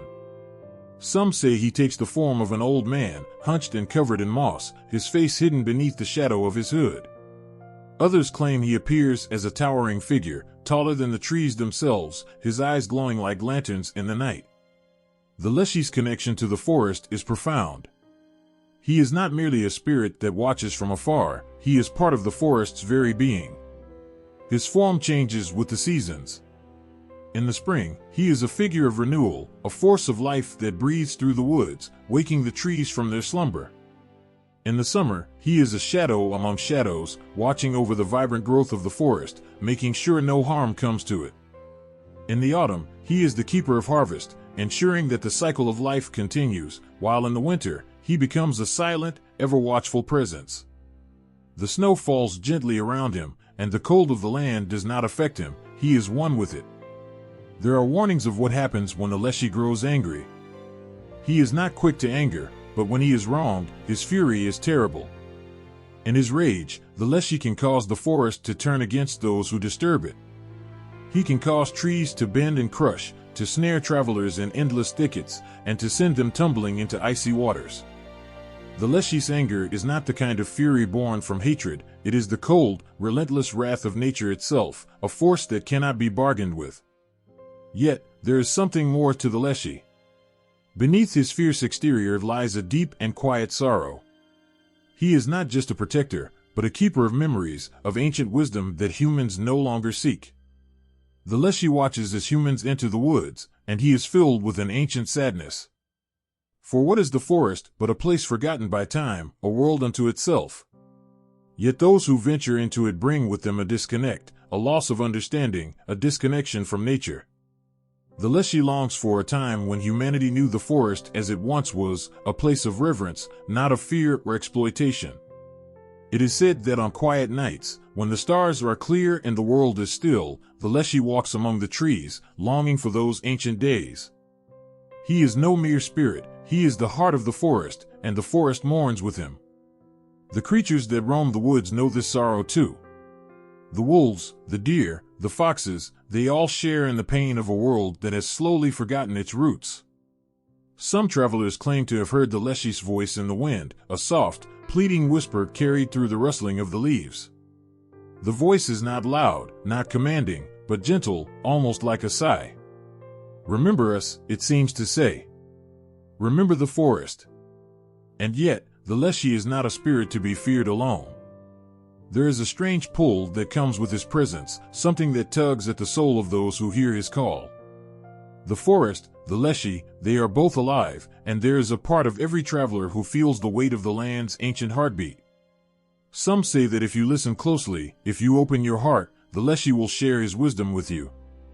He will teach you how to see the world not as something to conquer, but as something to protect. He will show you the world as it was meant to be, a place of balance, where every creature has its role, where life and death are part of an eternal cycle. But be warned, not all who seek the Leshy find him willingly. There are those whose hearts are too heavy with greed or fear, and the Leshy turns away from them. For he is no mere spirit of the woods, he is the spirit of the earth itself, and the earth has no room for the unworthy. The tales of the Leshy are not just stories of the supernatural, they are lessons of the natural world, of the deep bond between man and nature. They speak of what happens when that bond is broken, when humans forget the importance of the earth that gives them life. The Leshy is a reminder, a whisper in the wind, a rustle of the leaves, that we are never truly alone. The forest, with all its mystery and beauty, is always watching, always listening, and always waiting. The moon hung heavy in the sky, casting an eerie silver glow over the desolate landscape. A thick mist curled along the ground, creeping between the twisted trees and covering the earth like a shroud. The air was cold, biting, and silent, except for the rhythmic pounding of hooves that seemed to come from nowhere and everywhere all at once. The headless horseman rode, his form a silhouette against the pale light, galloping through the fog as if he were part of the very darkness that surrounded him. His horse, black as night and as wild as the storm, carried him effortlessly over the uneven ground. The only sound was the pounding of the hooves, echoing through the night like the heartbeat of some ancient, forgotten creature. But there was something unsettling about the rider. His cloak billowed behind him like a shadow, but there was no head beneath his hood. No eyes to see the world, no mouth to utter the chilling whispers that filled the air. Only an empty, gaping void where his face should have been. And in his hand, clutched tightly as if it were a prize, was his severed head, held aloft like a grotesque lantern, its hollow eyes staring into the very soul of anyone who dared to meet its gaze.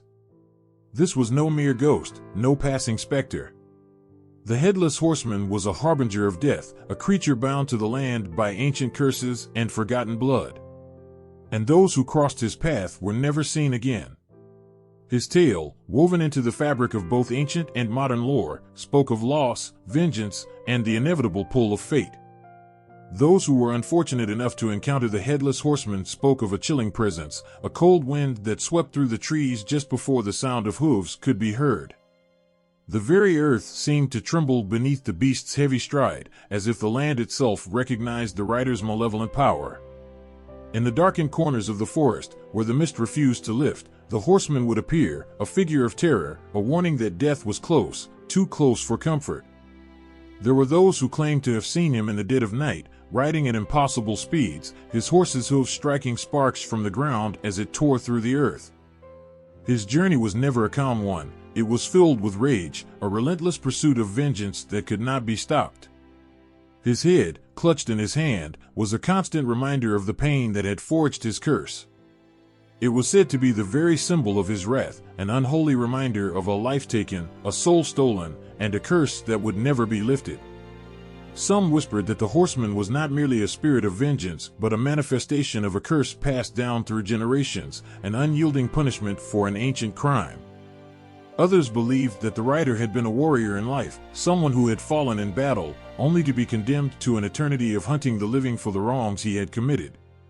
His fate was sealed long before he became the creature of legend he was now. There was no redemption, no escape for the headless horseman, only the eternal ride. The truth of the horseman's origins remained hidden in shadow, locked away behind layers of folklore and fear. But one thing was certain, he was not to be trifled with. His presence, his very existence, was a reminder that death was never as far away as one might think, that the world beyond the grave was far closer than the living ever wanted to believe. As the tale of the headless horseman spread, it took root in the minds of those who heard it, casting a long shadow over the land. Soon, it was no longer just a lone figure that haunted the woods. It became a symbol, a precursor to something far more terrifying. It was said that the horseman could be seen on lonely roads, on moonless nights, chasing down those who dared to stray too far from home. He would appear from the mist, riding like a force of nature, and no one could outrun him. Not even the swiftest of horses could escape his relentless pursuit. The horseman was both a predator and prey, a soul trapped between the living and the dead, always chasing but never being free. But it wasn't just the terror of the ride that struck fear into the hearts of those who spoke of him. It was the knowledge that to see the headless horseman was to invite doom upon oneself. The moment his hollow eyes met yours, the weight of fate would settle over you, and there would be no turning back. The horseman didn't care for the lives he took, he only cared for the ride. And once you were in his sights, there was no escaping the curse he carried with him. As time passed, the horseman became a legend, a story whispered in hushed tones around campfires, a tale passed down from generation to generation. But the fear never truly faded. The mist still crept through the trees at night, and the sound of hooves still echoed on the wind. It was as if the horseman had never truly left, only waiting, biding his time until someone would dare to cross his path.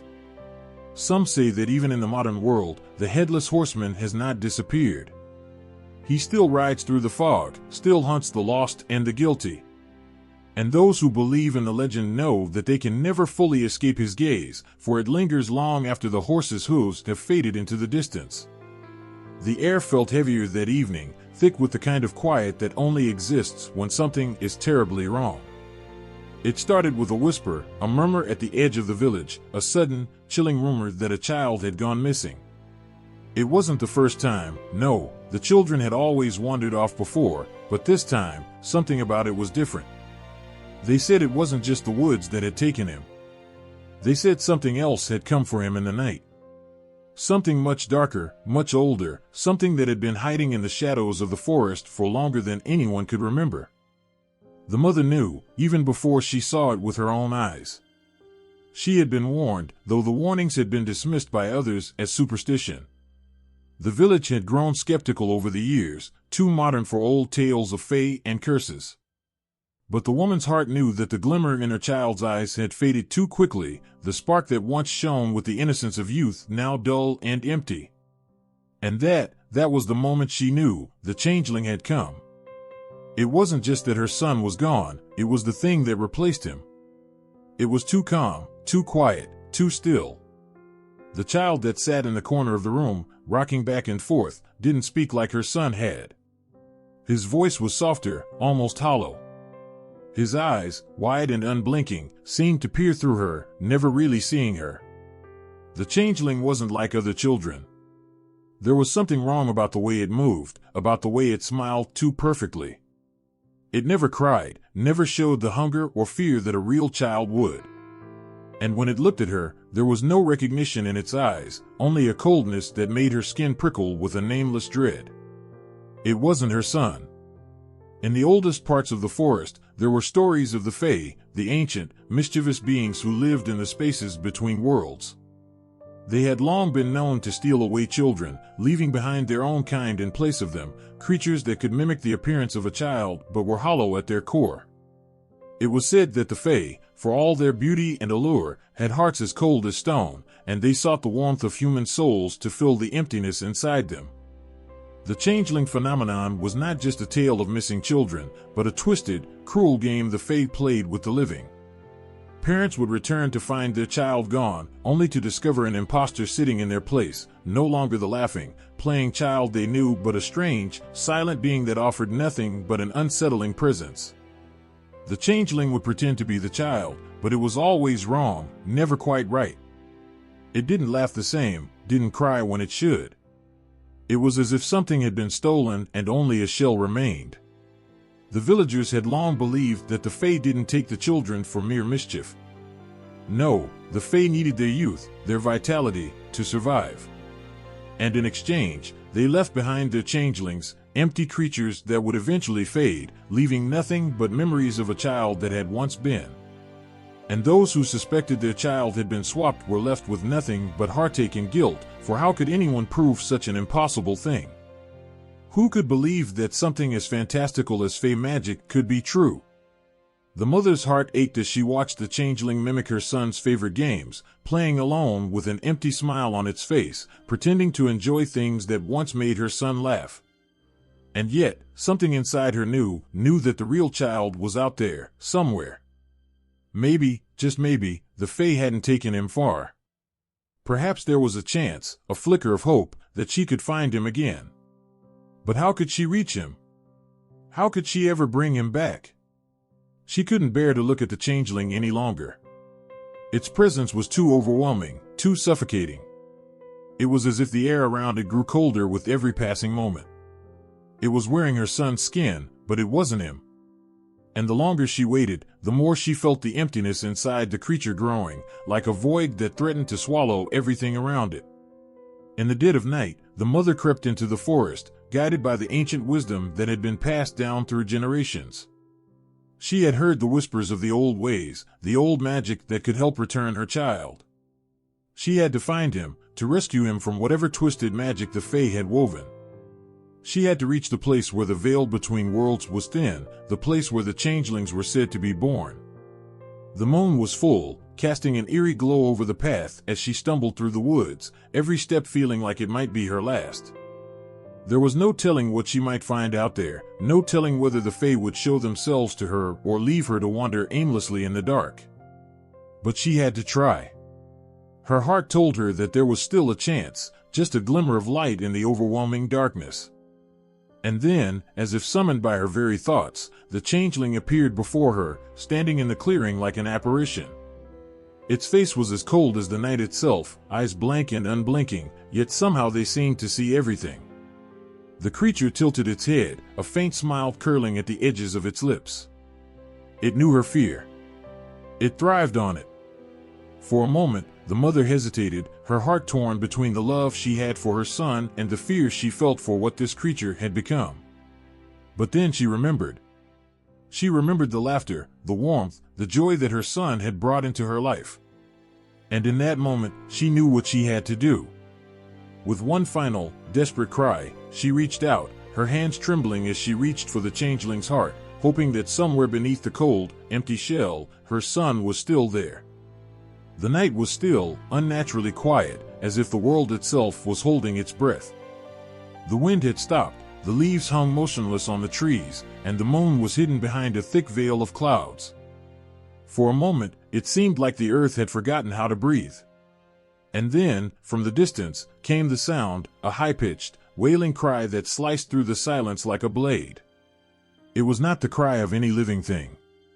No, this sound was something else entirely. It was a keening, a mournful wail that seemed to carry with it the weight of 1,000 broken hearts. It was a sound that chilled the bones and froze the soul, one that no one could ignore. And if you heard it, you would know that it was not just a sound, it was an omen. A warning. The banshee's wail. In the darkness of the Irish countryside, it was said that the banshee, the spirit of death, could be heard long before tragedy struck.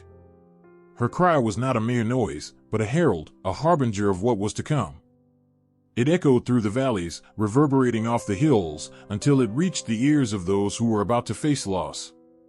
The banshee's wail did not come for just anyone. She came for the families marked by fate, those whose lives were about to be torn apart by grief. A young girl, no more than 12, sat by the window of her cottage that fateful night. She had heard the whispers of the older folk, the tales of the banshee that wandered the hills, her wails piercing the night to warn of death. At first, she didn't believe it. She thought it was just a story, a piece of folklore designed to keep children inside after dark. But that night, as the wind held its breath and the world seemed to pause, she heard it. The wail. It came from the hills, long and drawn out, a sound so full of sorrow that it felt as if it was mourning its own existence. The girl's heart skipped a beat. Her breath caught in her throat. She had never heard anything like it. It was as if the cry came from deep within the earth, as though the very land itself was weeping for a loss it could not escape. Her mother, who had been sitting beside the hearth, froze when she heard it too. The flicker of the fire seemed to dim, the shadows in the corners of the room stretching long and thin. The mother's face paled, and for a moment, the girl saw something in her eyes, a fear, a knowledge, something that told her that the wail was not just a cry in the wind. It was a warning. Without a word, her mother stood and crossed the room. She pulled the heavy door open and stepped out into the cold night. The girl followed, her bare feet against the cold earth, and together they walked into the darkness. They didn't speak. There was no need. The air felt thick, heavy with something that wasn't right. And as they reached the edge of the hill, the wail grew louder, more desperate, as though the banshee herself was drawing closer. And then, the girl saw it. At the far end of the field, just beyond the hill, there stood a figure. A woman, her hair flowing wildly in the wind, her face obscured by a veil that fluttered like the wings of a bird caught in a storm. Her eyes were wide, unblinking, and her mouth opened in a scream that shook the very ground beneath them. Her voice rose and fell, the sound of it tugging at something deep within the girl's chest.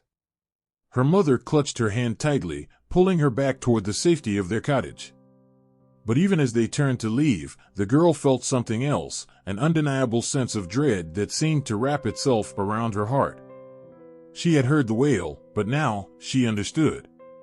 It was not just a cry for death, it was a cry for those left behind, for those who would feel the loss when it came.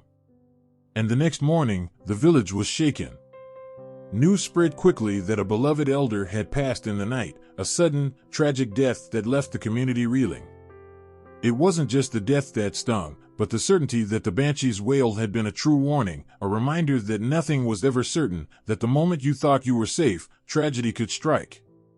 The girl would never forget that night, nor would she ever dismiss the tales of the banshee again. She had heard the sound, felt the weight of it in her bones, and understood its meaning in a way that no one could ever explain. The banshee did not merely warn of death. She wept for the living, for the ones left to pick up the pieces after the storm of grief had passed. She mourned for those who were about to lose, for the ones who would face the unbearable void left by the death of someone they loved. It was said that the banshee's wail carried with it the power to break the spirit, to leave those who heard it in a state of shock, unable to process the horror of what had just been foretold. Some said that hearing it would make the sorrow of loss all the more intense, that it would haunt you long after the sound had faded away, lingering in your memory like a wound that would never heal. Others believed that if you heard the wail, it meant your time was near, that you too would soon be claimed by death. But there was no comfort in those beliefs, no solace. For those who heard the wail, the only thing left to do was wait. Wait for the inevitable. Wait for the loss to come.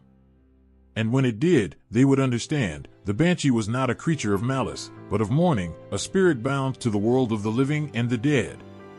Her cry was a bridge between the two, a reminder that death was not the end, but merely a passage, a journey that we must all one day make. As the years passed, the girl grew, but the wail never left her.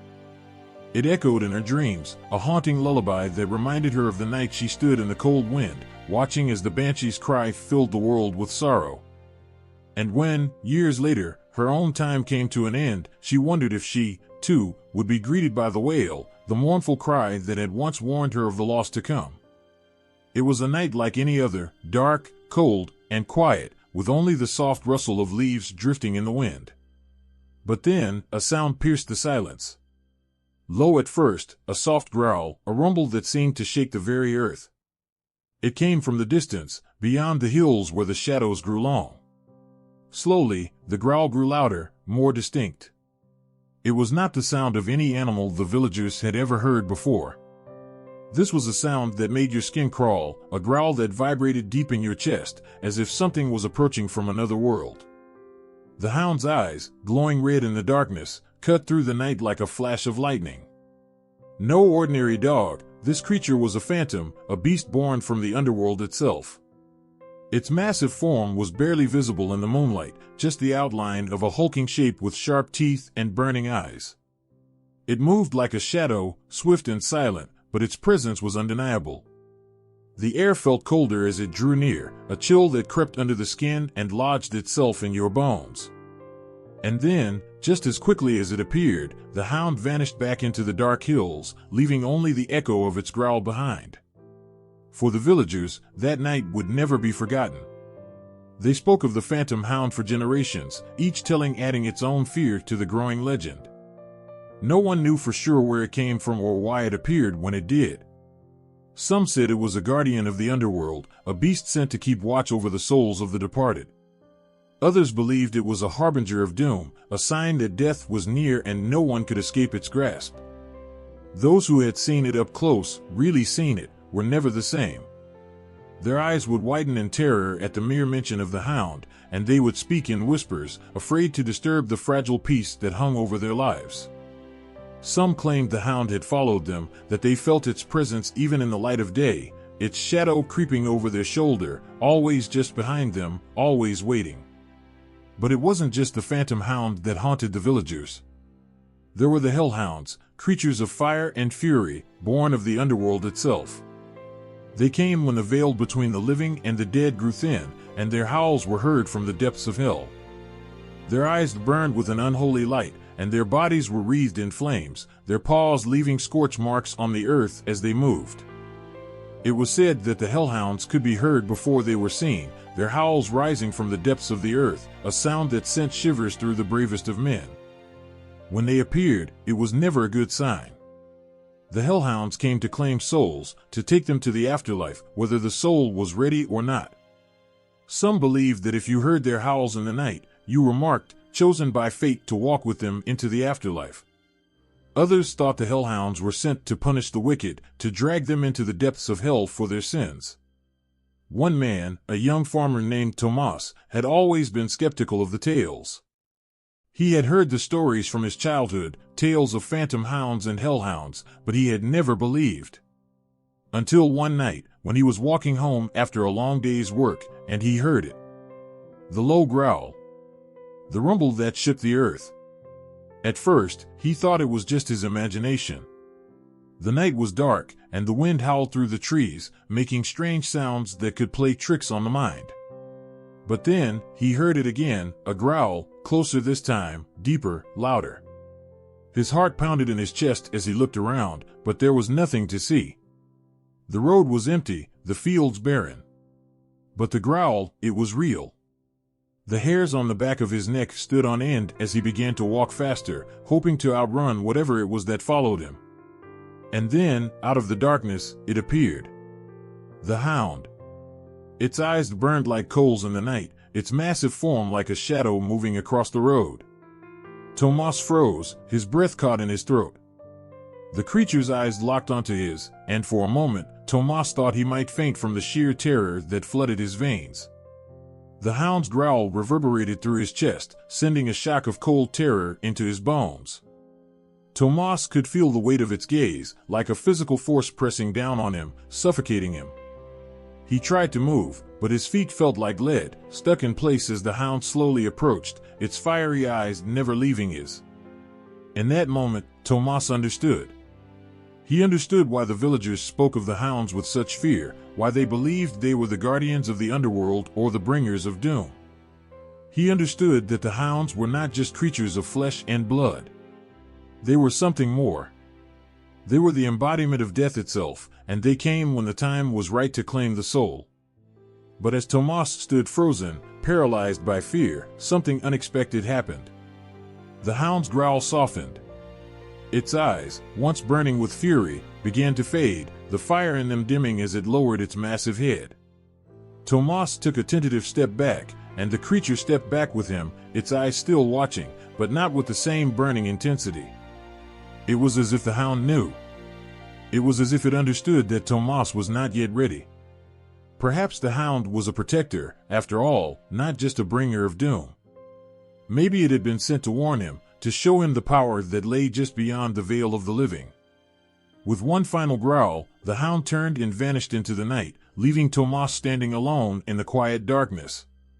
His heart still raced, his breath coming in sharp gasps, but he was alive. The hound had not come for him that night. But Tomas knew that one day, it would. And when it did, he would be ready. The hounds, whether phantom or hellhound, were creatures of the night, born from the shadows and bound to the underworld. They were guardians and harbingers, protectors and punishers. And when they came, they left behind more than just fear. They left a mark on the soul, a reminder that death was always just a step away, waiting in the darkness. The air was thick with cold, the kind that cut straight to the bone, and the streets of the village lay silent under a blanket of darkness. Alone figures shuffled along the edge of the road, their steps heavy with weariness. Cloaked in tattered rags, they dragged their feet as though they had nowhere to go, no place to call home. Their hands were outstretched, trembling, as if hoping for a single coin to fall into their grasp. But no one was there to give, no one to answer the silent plea. The beggar's face, half hidden by the shadows, was gaunt, their eyes hollow with hunger and desperation. But those eyes? They weren't just empty, they were a warning. Behind them, you could almost see the desperation of 1,000 lost souls, each one begging to be seen. The beggar wasn't just a man or woman, no, they were something else. A creature of the night, a reflection of society's fears, wandering with no direction but the one fate had given them. At first glance, they were just another beggar, just another soul lost in a cruel world, ignored by all who passed. But there was something haunting about them. Something that didn't belong. Perhaps it was the way their clothes clung to their skeletal frame, or the way their fingers twitched unnaturally, begging for something more than just food. There was a coldness in their movements, a strange quality that unsettled anyone who caught a glimpse. It wasn't until the beggars turned their face towards the flickering torchlight that the truth hit them, the truth that would haunt them forever. Beneath the rags, under the hollowed eyes, was something far worse than hunger. It was the unmistakable pallor of death. The skin, pale and tight over brittle bones, seemed to shimmer in the light, as if this beggar was not entirely of this world. The eyes, empty yet full of something inexplicable, pierced into the very heart of anyone who dared meet them. And those eyes? They weren't asking for charity, they were asking for something far darker, something far more terrible.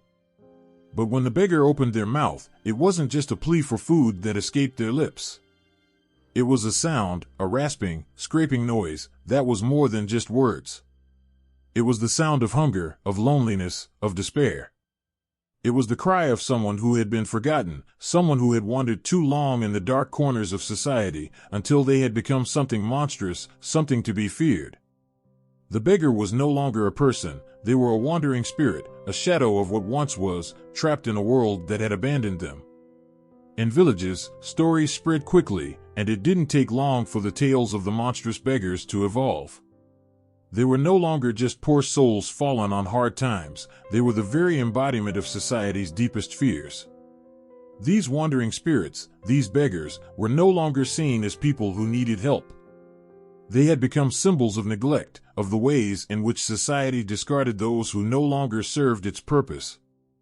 And in the quiet of the night, when the wind howled through the empty streets, the whispers grew louder. The beggar in the road? That wasn't just a beggar. That was something else, something that's been forgotten by everyone, even God. It was said that these beggars carried with them an invisible curse, a mark of those who had fallen so far from grace that even the earth itself rejected them. And when they appeared on the streets at night, they were no longer just asking for food or shelter. No, they were hunting for something deeper, the souls of the living, to pull them down into the abyss of forgotten things, to drag them into the night where they too would become lost and forgotten.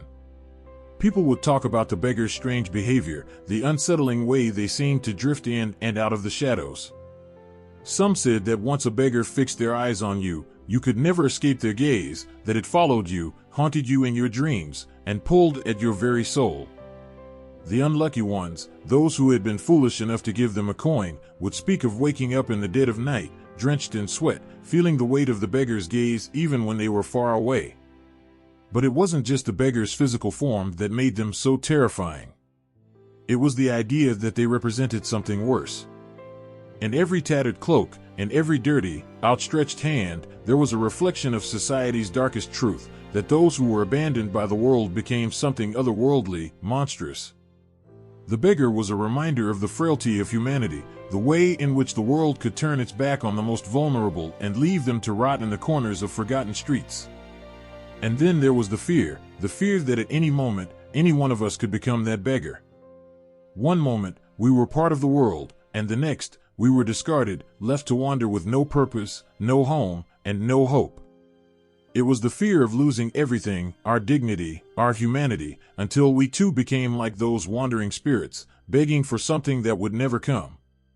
People who had witnessed the beggars often spoke in hushed voices, sharing their tales of dread in the safety of their homes, as if the act of speaking about them might bring them back. The stories shifted over time. Some claimed that the beggars were cursed, others whispered that they were the spirits of the dead who could never find peace. But the one thing that never changed was the warning: stay away from the beggars. Don't offer help. Don't look into their eyes. And never, ever, let them speak to you. The beggars, these wandering spirits, were not just a reflection of poverty, they were the haunting reminder of what happened when society forgot the value of compassion. They were the people the world didn't want to see, the souls that had slipped through the cracks, turned into something more terrifying than any monster from the depths of myth. And the only way to escape them was to never let them into your heart, to never see yourself reflected in their hollow eyes. It was the dead of night when the villagers first began to notice it. At first, it was just a slight chill in the air, like the atmosphere itself had thickened with something unsettling. Then came the whispers, so soft at first, they could easily be dismissed as the wind, but when the moon rose high, and the trees cast long, skeletal shadows over the cobblestone streets, the whispers grew louder. Stories spread like wildfire, filling the hearts of the villagers with dread.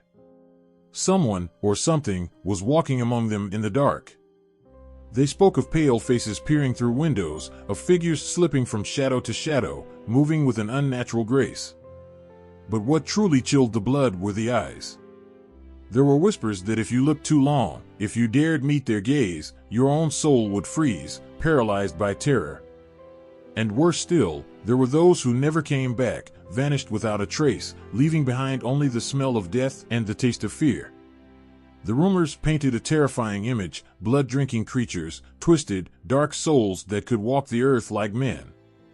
Vampires, they called them, though they didn't yet have the name the world would later know them by. These creatures, neither alive nor truly dead, roamed at night, leaving behind only the silence of their hunger. And when they fed deeply, draining the life from their victims in one swift motion, the pale flesh of their victims becoming a gruesome reminder of what had happened. The fear was palpable. Families began to lock their doors tightly at dusk, windows sealed shut with heavy shutters. But it was never enough. The vampire's presence was not something that could be kept away by wood and iron. It was something that could slip through the cracks, that could appear without warning, its thirst for blood insatiable, its hunger a dark, gnawing thing that never stopped. In the heart of one village, a mother sat beside her child's bed, clutching a rosary in her trembling hands. Her daughter, pale and still as death, lay unconscious, her skin cold to the touch. The marks were clear on her neck, 2 small puncture wounds, perfect and precise.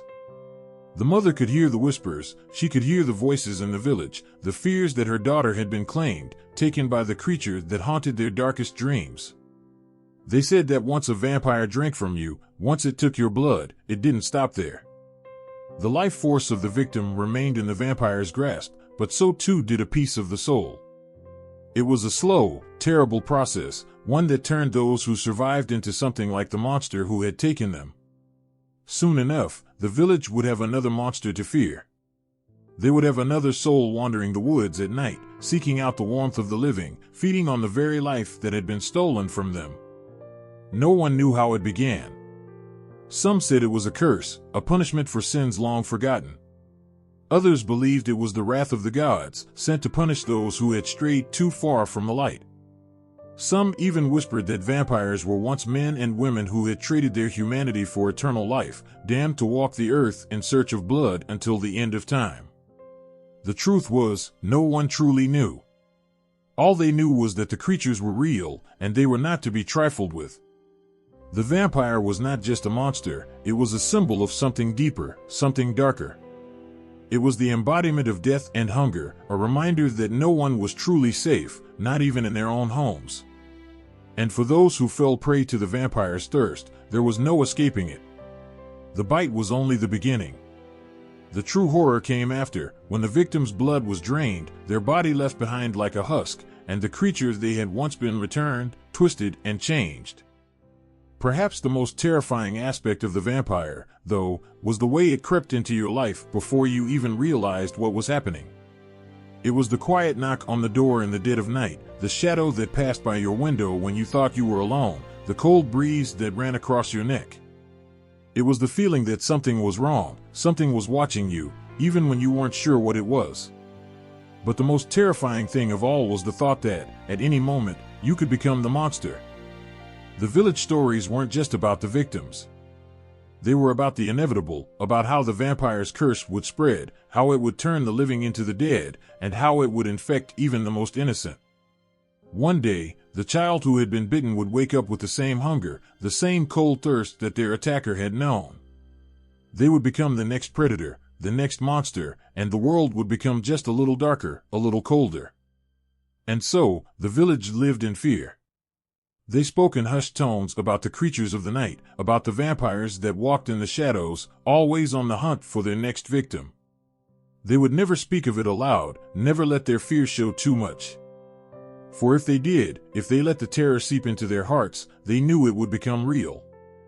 And so they locked their doors, pulled their children close, and waited for the dawn, hoping it would bring them safety, though, deep down, they knew it was only a temporary reprieve. Each night, as the moon rose higher in the sky, the hunger grew stronger. And the village, like so many before it, knew that there was no escaping it. No matter how tightly they shut their doors, no matter how much they prayed to the gods, the vampire would always return. And one day, it would return for them. The air was thick with the scent of decay, a dampness that clung to the earth like a curse. In the quiet of the village, only the whispers remained. The whispers about the one who had been gone for so long. They spoke of a man, once strong and proud, who had disappeared under mysterious circumstances. Some said he was murdered, others that he had died in a tragic accident, but none of them knew the truth. And now, years later, his name was spoken only in hushed tones, accompanied by uneasy glances over the shoulder. But tonight, the silence had been broken. The first sign was a chill that ran down the spine of the night. The wind stopped, as if the very world held its breath. Then came the sound, a faint, shuffling scrape across the dirt road, as though something was dragging itself across the ground. It was soft at first, almost imperceptible, but then it grew louder. The sound of lifeless feet, dragging behind a body that could no longer walk as it once had.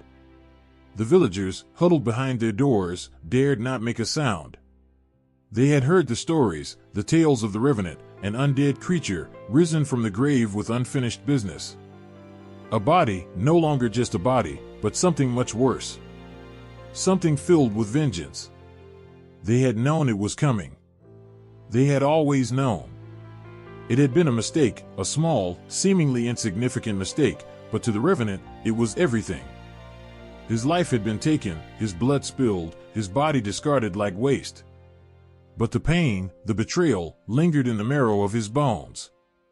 And now, here he was, standing at the edge of the village, a shell of the man he had once been. His flesh was raw, pale, and decaying, and his eyes, oh, his eyes, were dark pools of endless anger. His fingers twitched, restless, clawing at the air as if reaching for something, or someone. They had thought they were safe.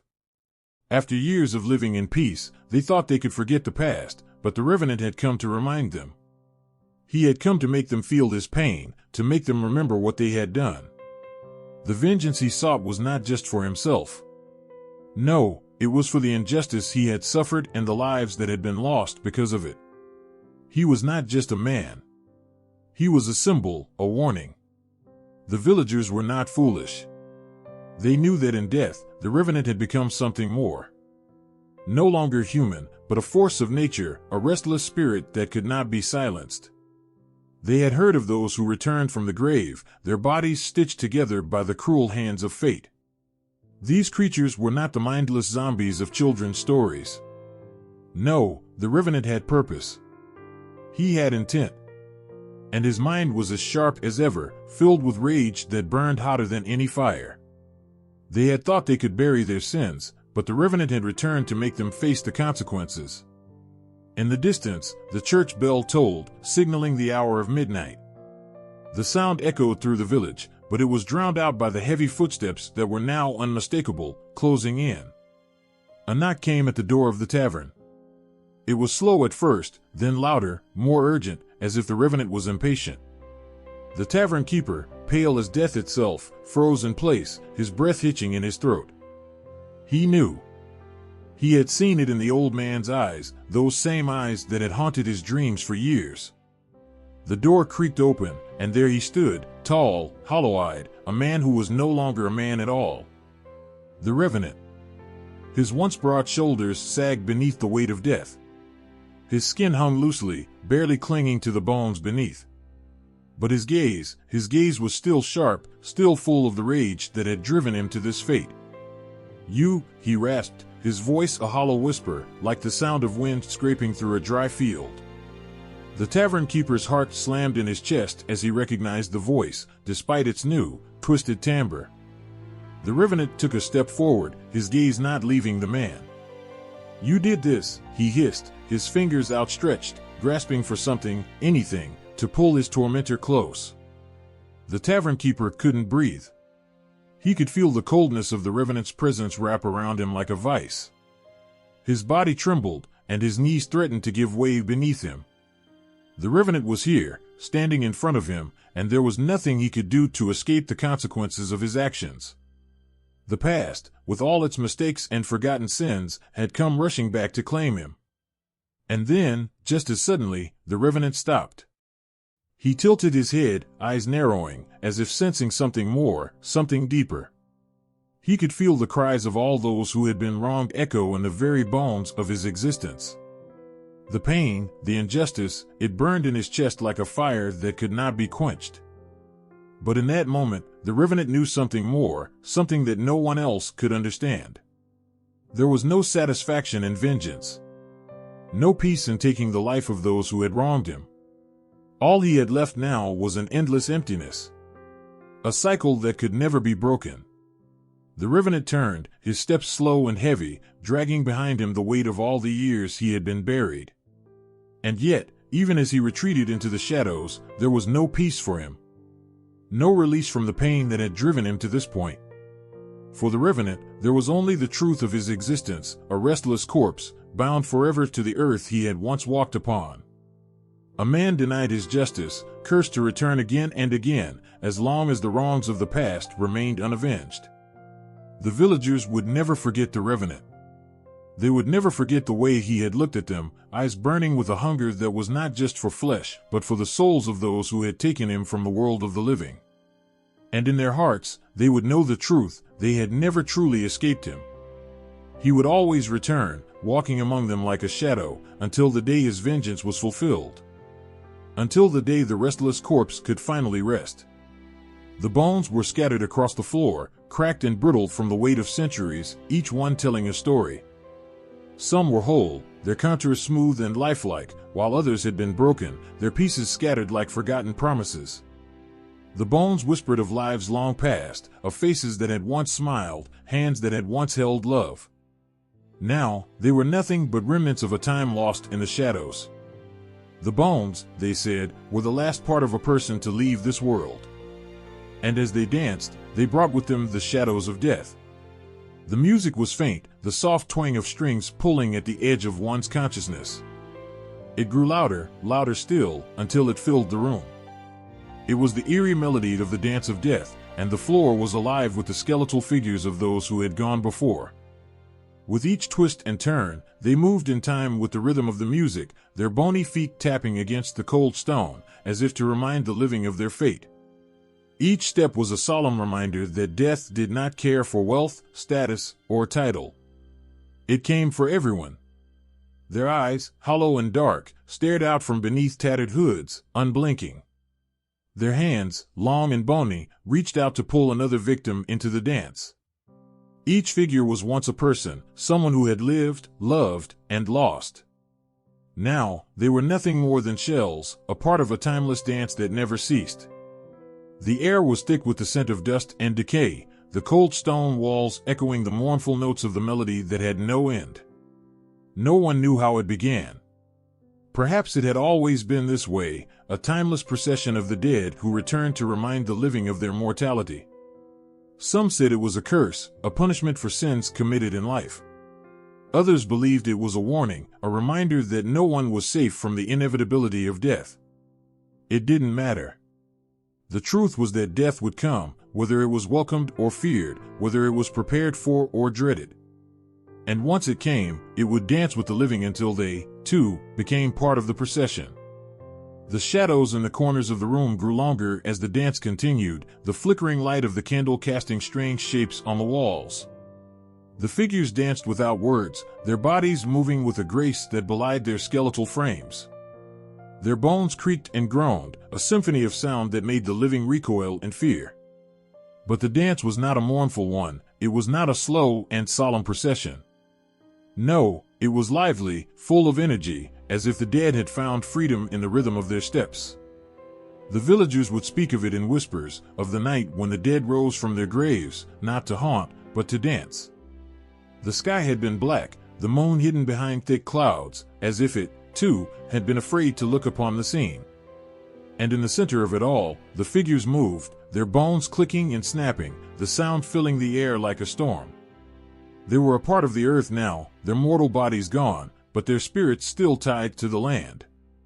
And there, in the midst of them, stood the figure of death itself, cloaked in shadows, a skeletal hand extended as it led the dance. Its face was hidden beneath a hood, but the air grew colder as it moved, as if its very presence sucked the warmth from the world. The others followed, each figure moving with purpose, as though they had been waiting for this moment for eternity.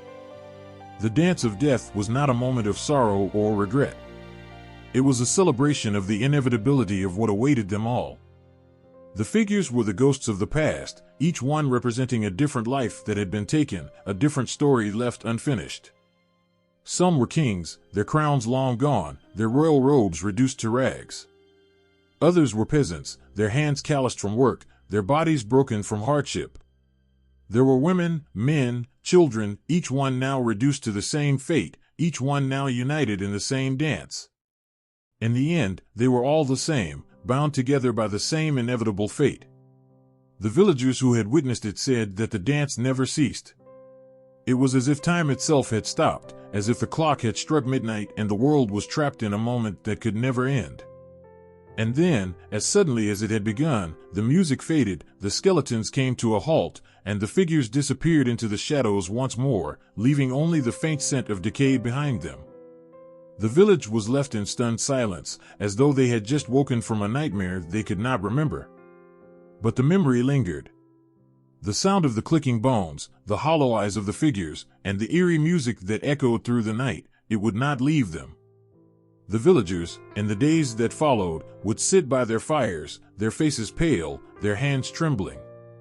They would speak of the dance of death, not as a tale of horror, but as a warning. A warning that death was not something to be feared, but something to be acknowledged. It was a reminder that no matter how hard one fought, no matter how much one tried to escape, death would come. And when it did, it would take the hand of the living and lead them in the same dance, a dance that had no end. As the years passed, the stories of the dance of death became legends. Some believed it was simply a figment of imagination, a way to explain the mysteries of life and death. Others believed it was real, a glimpse into the true nature of existence, a reminder of the fragility of life.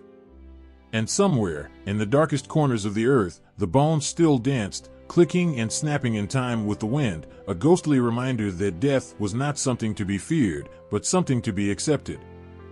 The dance was endless. The rhythm of death never stopped. It would continue on, and the bones, hollow and forgotten, would dance forevermore. The air inside the old abbey was cold, biting in a way that seemed to seep into the bones. The stone walls, slick with centuries of moisture, stood silent as if holding their breath. A faint wind whistled through the cracks, carrying with it an unmistakable sound, a whisper, soft but insistent, that could not be explained away as the groan of aged timber or the rustle of unseen creatures. It was a voice, distant yet unnervingly close, calling out as though it had been waiting for someone to listen. Long ago, they said, a woman had walked these halls. Her laughter used to echo through the corridors, her footsteps light as a summer breeze. But now, when the hour grew late and the moonlight painted ghostly patterns on the floor, her laughter returned, not warm and joyful, but hollow, an echo that seemed to wrap around your chest like icy fingers. They called her the Gray Lady, though no one dared say her name aloud. To summon her was to invite her sadness, and perhaps more. Her story was whispered in hushed tones by the fire, a tale of love betrayed, of a heart broken so completely that even death could not grant peace. On certain nights, her shadowy form would appear at the top of the grand staircase, her pale face shrouded in a veil, her hands clutching the edges of her flowing gown. She did not walk. She glided, as though the earthly weight of her despair still clung to her soul. Those who had seen her swore that if you met her gaze, a cold dread would settle in your chest, making it hard to breathe. Some swore they heard her sobbing, a sound that lingered long after the apparition had faded. The abbey was not alone in its haunting. In the countryside, nestled beneath a canopy of tangled oaks, a castle stood abandoned. The locals would not speak of it unless pressed, their eyes darting nervously to the ground. It was said that a poltergeist resided there, a malevolent force that turned the quiet of night into chaos. Chairs would scrape across stone floors when no one was near. Doors would slam with such ferocity that the echoes reverberated for minutes. Objects disappeared, only to reappear in strange places, knives stuck in walls, candlesticks balanced precariously on ledges. A group of travelers once sought refuge in the castle, dismissing the villagers' warnings as old superstitions. They lit a fire in the grand hall, its flickering light casting long shadows on the walls. As the hours passed, the mood grew uneasy. It began with the sound of footsteps overhead, slow and deliberate, though no one was above. Then came the laughter, high-pitched, mocking, and distinctly inhuman. The travelers barely had time to react before the room erupted into chaos. Plates flew off the table, smashing into the walls. The heavy wooden doors rattled violently, as though something on the other side was desperate to get in. By dawn, the travelers fled, pale and shaken, leaving behind their belongings and their pride. But perhaps the most chilling tales were those of spectral apparitions, ghosts who seemed to walk a fine line between the past and the present. In a quiet village, a man named Elias spoke of a figure he had seen one foggy evening. He had been returning from the fields, his lantern barely cutting through the thick mist, when he noticed someone standing by the edge of the path. It was a woman, her form faint and translucent, dressed in a gown that seemed centuries out of place. She did not move or speak, but her eyes locked onto his, and he felt an overwhelming sadness wash over him. He tried to call out, but his voice faltered, swallowed by the weight of the air around them. Then, just as suddenly as she had appeared, she was gone, leaving only the echo of her presence and a cold chill that lingered long after. The stories were endless. A spectral monk who roamed the ruins of an ancient abbey, his hooded form silent but watchful. A soldier, forever marching through the halls of a forgotten manor, his boots leaving no sound yet his presence undeniable. A child's laughter echoing in the woods, though no children lived nearby. Each tale was different, yet they all shared a common thread, a sense of something unresolved, a presence tethered to the world by emotion too powerful to fade. There were those who tried to explain it, rationalize it. Drafts of wind, tricks of the light, overactive imaginations. But those who had felt the icy breath of a ghost on their neck, who had seen a glass move across a table on its own, who had heard voices whispering in the dead of night, they knew better. They knew the weight of a presence that could not be seen, the oppressive stillness of a room when you were not alone. The poltergeists were different. They did not seek to be understood or pitied. They thrived on chaos, their anger manifesting in physical ways that left no room for doubt. Windows shattered without cause, fires extinguished themselves in defiance of logic, and objects moved as though guided by invisible hands. Their presence was not a lingering sadness, but a violent force, demanding attention, and instilling fear. But what bound these hauntings together, whether they were the sorrowful wail of a restless ghost or the destructive fury of a poltergeist, was the sense that the dead were not entirely gone. Their stories, their pain, their anger, they lingered, imprinted on the places they had once called home. And for those who encountered them, the experience was never forgotten. The cold touch of the past left its mark, a reminder that some things refuse to be buried. The air was thick with the scent of burning herbs, sharp and acrid, mingling with the faint metallic tang of blood. A single candle flickered in the darkness, its feeble glow casting long, wavering shadows on the stone walls. In the center of the room stood a figure cloaked in black, their face obscured, murmuring words in a language long forgotten. The air vibrated with an unnatural hum, as though the walls themselves held their breath, waiting for something unspeakable to emerge. Legend spoke of necromancers as the ones who danced on the edge of the forbidden, wielding powers that could break the barrier between life and death. They were not merely conjurers of tricks, they commanded forces that defied the natural order, bending spirits to their will and breathing a grotesque semblance of life into things that should never have risen. Their rituals, steeped in secrecy, were whispered about in fear, their names uttered only in hushed tones, for to speak of them was to risk attracting their gaze. In one tale, a sorcerer was said to have raised an army of the dead to avenge the destruction of his homeland. The villagers who had once scoffed at his strange practices could only watch in horror as skeletal warriors emerged from the ground, their empty eye sockets glowing with an eerie light. These creatures moved with unnatural speed, their clattering bones a cacophony that echoed across the battlefield. The sorcerer stood among them, his staff raised high, commanding them like a maestro directing a macabre symphony. Those who survived the onslaught spoke of the dead soldiers' haunting cries, voices that seemed to carry the pain of lives stolen too soon. But it was not only the dead that necromancers manipulated. Their power extended to creating monstrous beasts, creatures that defied the imagination. In the dark recesses of ancient forests, people whispered of a necromancer who had crafted a beast with the body of a lion, the wings of a bat, and the venomous fangs of a serpent. This abomination, known as the Chimera, was said to roam the land, its roars shaking the very earth. Villagers would bolt their doors and huddle together at night, praying that the beast would not descend upon their homes. When hunters ventured into the forest to slay the creature, none returned, their fate sealed by the sorcerer's unholy creation. Not all necromancers sought destruction. Some delved into their dark arts in the name of love or desperation. There was a tale of a man who had lost his wife to a sudden illness. Overcome with grief, he turned to forbidden magic, determined to bring her back. Under the light of a blood-red moon, he performed a ritual that tore open the veil between worlds. His wife returned, but she was not the woman he had known. Her once luminous eyes were clouded, her movements jerky and unnatural. She did not speak but stared at him with a hollow expression that chilled him to the core. The love that had driven him to commit such a sin turned to terror, and he fled, leaving his creation to wander the earth, searching for a husband who no longer dared to face her. The line between human and beast blurred in these tales, with necromancers creating hybrids that defied logic. In one forgotten village, the story of the harpy was passed down through generations. A woman, accused of witchcraft, had been sentenced to death, but her final act was a curse. As the flames consumed her, she cried out words that summoned a creature unlike any other, a winged monstrosity with talons sharp enough to tear through armor. This being became her vengeance, preying on those who had condemned her, its screeches filling the night with dread. Even the bravest knights, armed with holy relics and blessed weapons, faltered when faced with these creations.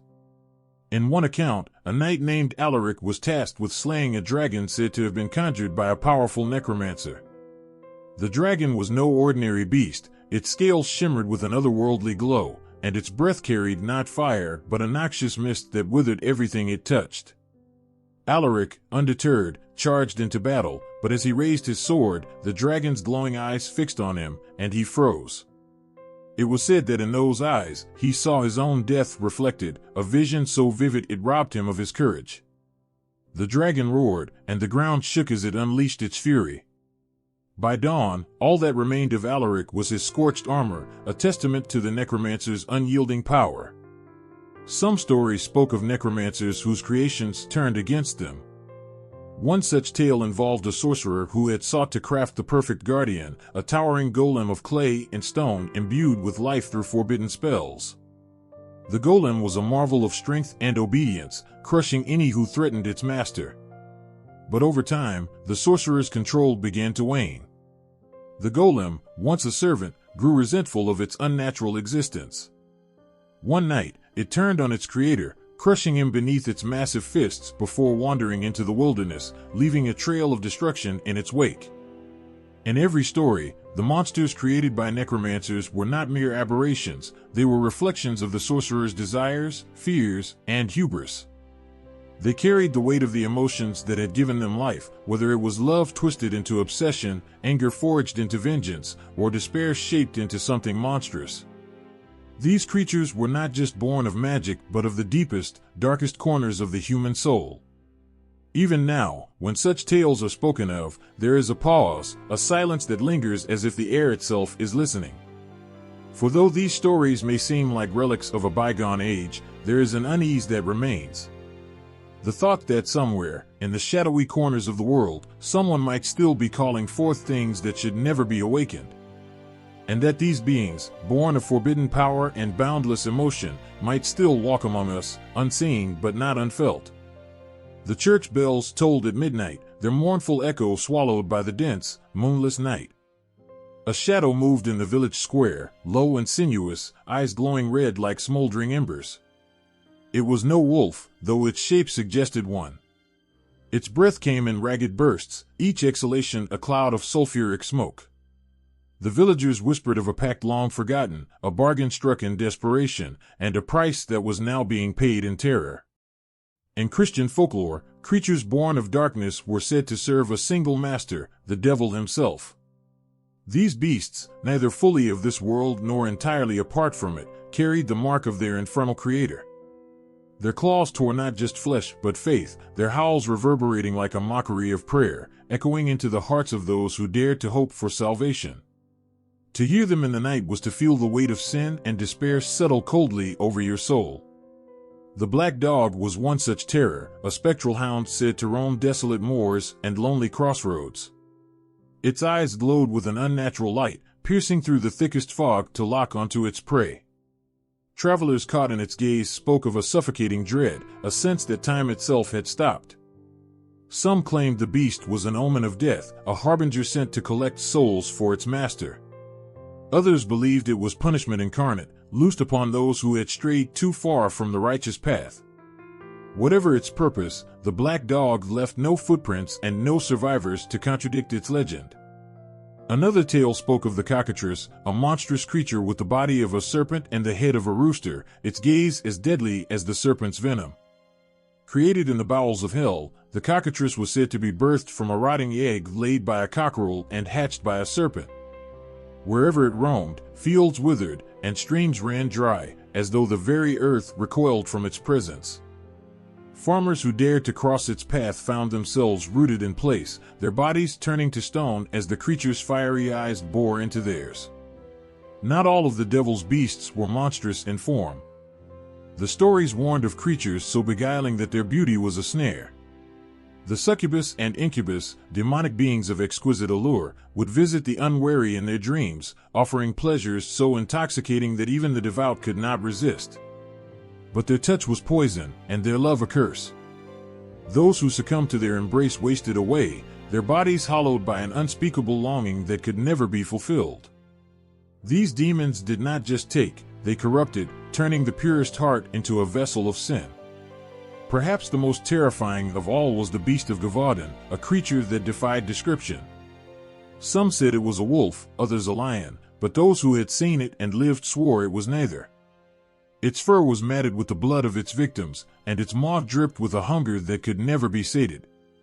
It hunted not for survival but for the sheer joy of killing, leaving behind mutilated bodies as a grim testament to its wrath. Priests claimed the beast was sent by the devil himself, a punishment for a land steeped in heresy. Entire villages emptied as people fled, but the beast followed, relentless and unyielding. There were also whispers of the hell horse, a fiery steed that carried damned souls into the abyss. Its hooves struck sparks from the ground, setting fields ablaze as it galloped through the night. To see it was to know you were already dead, your soul claimed by the devil's emissaries. Some said it bore the weight of the four horsemen, its appearance signaling the end of days. It could not be outrun or outwitted, it was judgment incarnate, and its flames consumed all in their path. But the devil's beasts were not always distant legends. In quiet hamlets, where the church spire loomed over cottages like a silent guardian, there were accounts of livestock mutilated in the dead of night, their bodies drained of blood. Farmers would wake to find strange hoofprints in the soil, too large and too deep to belong to any earthly creature. They would shudder as they recalled the old stories of the devil's ram, a beast with curling horns and burning eyes, said to feast on the innocents of the living.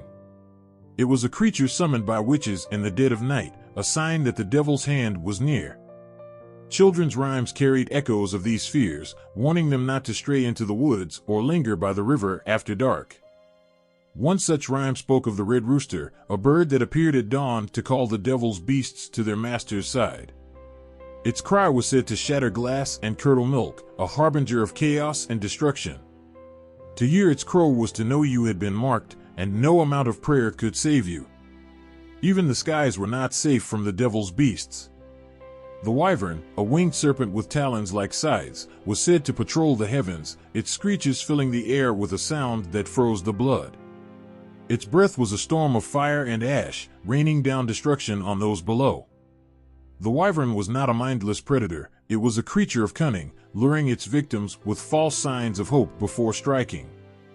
It was the devil's enforcer, carrying out his will with merciless precision. In every tale, these beasts were more than mere monsters, they were instruments of fear, despair, and retribution. They embodied the ultimate warning, a reminder that evil was not confined to the shadows but could take any form, anywhere. To hear their stories was to feel a shiver of unease, a sense that the line between myth and reality was far thinner than anyone cared to admit. And in the stillness of the night, when the wind howled like a tortured soul, one could almost believe they were still out there, watching, waiting. The room was dark except for the faint flicker of a single candle. Its light danced weakly against the cold stone walls, casting fleeting shadows that seemed to move of their own accord. The air was heavy, charged with a sense of something unseen but undeniably present. He lay there, on the edge of sleep, when it came, a whisper, soft as silk but laden with an allure too powerful to resist. His breath caught as the figure appeared at the foot of his bed, beautiful beyond mortal comprehension, yet there was something deeply unsettling in the perfection. Her eyes, deep pools of midnight, seemed to pull him into an abyss. Her lips curled into a smile that was neither warm nor cold, but utterly captivating. She was no mere woman. This was something else entirely. She moved closer, her presence both intoxicating and suffocating. He could not move, could not speak. Desire and dread coiled tightly in his chest, warring for dominance. The air seemed to hum with a low vibration, a sound just beyond hearing, as if the very fabric of the night was bending around her. The stories warned of them, succubi and incubi, demons of sin and temptation. They were creatures of exquisite beauty and irresistible allure, but their beauty was a weapon, and their touch was a curse. Appearing to men and women alike, they came under the cover of night, slipping into dreams and crossing the thin veil between desire and terror. To encounter one was to lose a piece of yourself, though many did not realize the price they were paying until it was far too late. The succubus was said to be the embodiment of lust, her every movement designed to captivate and ensnare. Her touch was warm, her voice a melody that promised the fulfillment of every hidden longing. Yet beneath the surface lay a hunger so deep and insatiable that it drained her victims of more than just their strength. Those who succumbed to her charms found themselves forever marked, their souls tethered to a darkness they could not escape. The incubus, her male counterpart, was no less dangerous. He would appear to women in their most vulnerable moments, weaving dreams of forbidden passion and unspoken desires. His presence was magnetic, his gaze like fire, burning away reason and leaving only raw need in its wake. Yet his embrace left a cold emptiness, a gnawing void that grew with each encounter. Women haunted by his visits became pale and hollow, their vitality siphoned away as the incubus fed on their life force. But these demons were not just creatures of physical temptation. They preyed on the mind and the spirit, exploiting fears, doubts, and desires that lay buried in the depths of the heart. They whispered lies that felt like truths, promises that seemed impossible to resist. In their arms, pleasure and pain became indistinguishable, blending into an experience so overwhelming that it shattered the very essence of those who dared to indulge. Legends told of those who had tried to resist. A monk, devout and unyielding in his faith, was said to have faced a succubus who appeared to him night after night, each time more alluring than the last. He prayed, he fasted, but her presence grew stronger, her whispers more insistent. One night, she appeared with tears in her eyes, pleading for his compassion, her beauty so radiant that it seemed almost divine. He reached out, just for a moment, and in that instant, his soul was claimed. His fellow monks found him the next morning, lifeless and cold, his face frozen in an expression of both ecstasy and horror. There were stories, too, of the incubus visiting young brides on the eve of their weddings, sowing seeds of doubt and despair. One such bride, a woman of unmatched virtue, was said to have been visited by an incubus who whispered to her of her husband's infidelities. Night after night, he returned, showing her visions of betrayal and deceit. By the time her wedding day arrived, she could no longer distinguish the truth from the lies. Her vows were spoken through tears, her heart heavy with a pain she could not explain. It was said that her marriage was cursed from that day forward, her happiness stolen by the demon who had planted the seeds of distrust. The victims of these demons often wasted away, their bodies growing weaker with each encounter.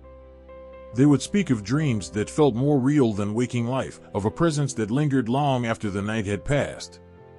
Their eyes would lose their light, their voices their strength, until they became little more than shadows of their former selves. Physicians could find no cause for their decline, and priests could only offer prayers that often seemed to fall on deaf ears. Even now, the stories persist. In rural villages and ancient cities, whispers of encounters with these demons continue to circulate. Some say the succubi and incubi are not bound by time, that they are as old as desire itself, feeding on the fears and weaknesses of humanity across centuries. Others believe they are drawn to places of great sin or sorrow, their presence a punishment for those who have strayed too far from the path of righteousness. But the most chilling thought of all is that they could be anywhere, hiding in plain sight, their beauty a mask for the darkness that lies beneath. They are not bound by form or gender, able to shape themselves into whatever their victim desires most. And in a world where temptation is only a heartbeat away, who among us can truly say we would resist? The candle flickers, its flame shrinking as if consumed by an unseen force. The shadows on the wall grow darker, their shapes shifting and twisting in ways that defy explanation. The air grows colder, heavier, until it feels as though it might crush you. And then, just as suddenly, it is gone. The room is silent once more, but the sense of unease lingers, a reminder that some stories are more than just tales. They are warnings, whispered across generations, carried on the wind like a mournful lament. And in the stillness of the night, when the world is at its quietest, you can almost hear it, the soft, silken whisper of a voice that promises everything but takes so much more. The sky was heavy with the weight of a storm, clouds swirling in shades of gray and violet, when the creature appeared. At first, it was nothing more than a shadow, a dark mass moving against the wind, its form shifting in the corners of the eye. But as it drew closer, the shape became clearer, a lion's body, massive and rippling with power, its head crowned with the sharp beak of an eagle, eyes fierce and unblinking. A strange, unearthly cry echoed through the air as the creature's wings, so vast they seemed to blot out the sun, spread wide, casting a shadow that swallowed the landscape beneath. It was a griffin, a beast born of two worlds, a symbol of strength and majesty. A protector of realms, its very presence was enough to stir both awe and fear. It watched from a distance, its eyes calculating and wise, as though it understood the fate of empires and kingdoms. This was not just a creature of myth, it was a force of nature, something that carried with it the weight of ancient power, a being forged in the fires of legend. But in the shadows of that same storm, there was something else, something darker. The air seemed to grow colder as the wind shifted, a heavy breath of something foul that seemed to crawl across the ground. And there, emerging from the darkened clouds, was the Chimera. The Chimera was not like the Griffin, its presence not one of regal strength or noble bearing, but one of chaos. Its body was a grotesque amalgamation of creatures, its head a mixture of lion, goat, and serpent, each part of it vying for dominance in a grotesque dance. The snake hissed, the goat's eyes gleamed with madness, and the lion roared in fury. The Chimera was the embodiment of all that was twisted and unnatural, a creature that defied every law of nature, every understanding of what was possible. Where the Griffin stood as a guardian, the Chimera was an agent of destruction. Its very being was an upheaval of order, a reminder that creation and ruin are often two sides of the same coin. In its wake, the world would tremble, not just from fear of the beast itself, but from the understanding that such a creature could only be born from the deepest recesses of chaos and madness. But the power these creatures held wasn't just physical. They were symbols, reflections of ideas and forces beyond the grasp of ordinary men. The Griffin, with its eagle's head and lion's body, was a symbol of duality, the meeting point of the sky and earth, the union of wisdom and strength. It was the protector, standing at the crossroads of the known and the unknown, guarding the boundaries between life and death, the mortal and the divine. It represented something sacred, the balance between opposing forces, the harmony that could exist in a world constantly teetering on the edge of chaos. And then there was the Chimera. It was the opposite, a symbol of everything that could go wrong when forces were forced together without care. It represented a world out of balance, a world where nature's rules no longer applied. In the Chimera, there was no harmony. There was only conflict. Each head, each part of its body, was in constant battle with the other. It was the chaos of the world made flesh, the unraveling of order into madness. It was a creature born from the hearts of those who sought to control nature, only to find that nature could not be tamed. The Griffin, in all its glory, stood as a reminder that some things in the world could be controlled, that strength and wisdom could exist side by side in a delicate balance. But the Chimera, with its disjointed form and feral nature, was a warning. It was the mark of a world where balance had been broken, where the line between creation and destruction was blurred beyond recognition. Legends tell of heroes and kings who sought the Griffin's favor, offering tribute in prayer in hopes of earning its protection. Some believed that those who could tame the Griffin were granted not only its strength, but the wisdom of the ages. Kings would parade through their halls, displaying Griffin feathers as tokens of divine favor, knowing that their reign was safeguarded by a force beyond comprehension. The Griffin, in all its majesty, was a creature of hope, of courage, and of determination.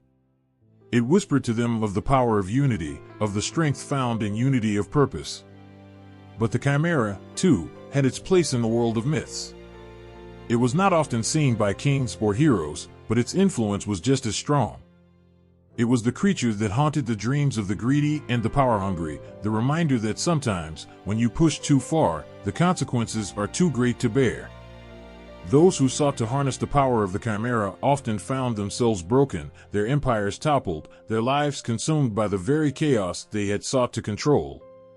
It was the cost of ambition, a price too high for most to pay. The Griffin's wings beat with the rhythm of the earth itself, steady and sure. It was a protector, guarding not just kings and kingdoms, but the very forces that kept the world in balance. It was the promise of safety and strength, the whisper of hope in times of darkness. The Chimera's eyes glowed with a fevered light, a fire that burned too brightly and too fiercely. It was a warning, a creature that arose from the depths of human desire, a reminder that tampering with the natural order could bring forth a force of destruction so great that nothing could withstand it.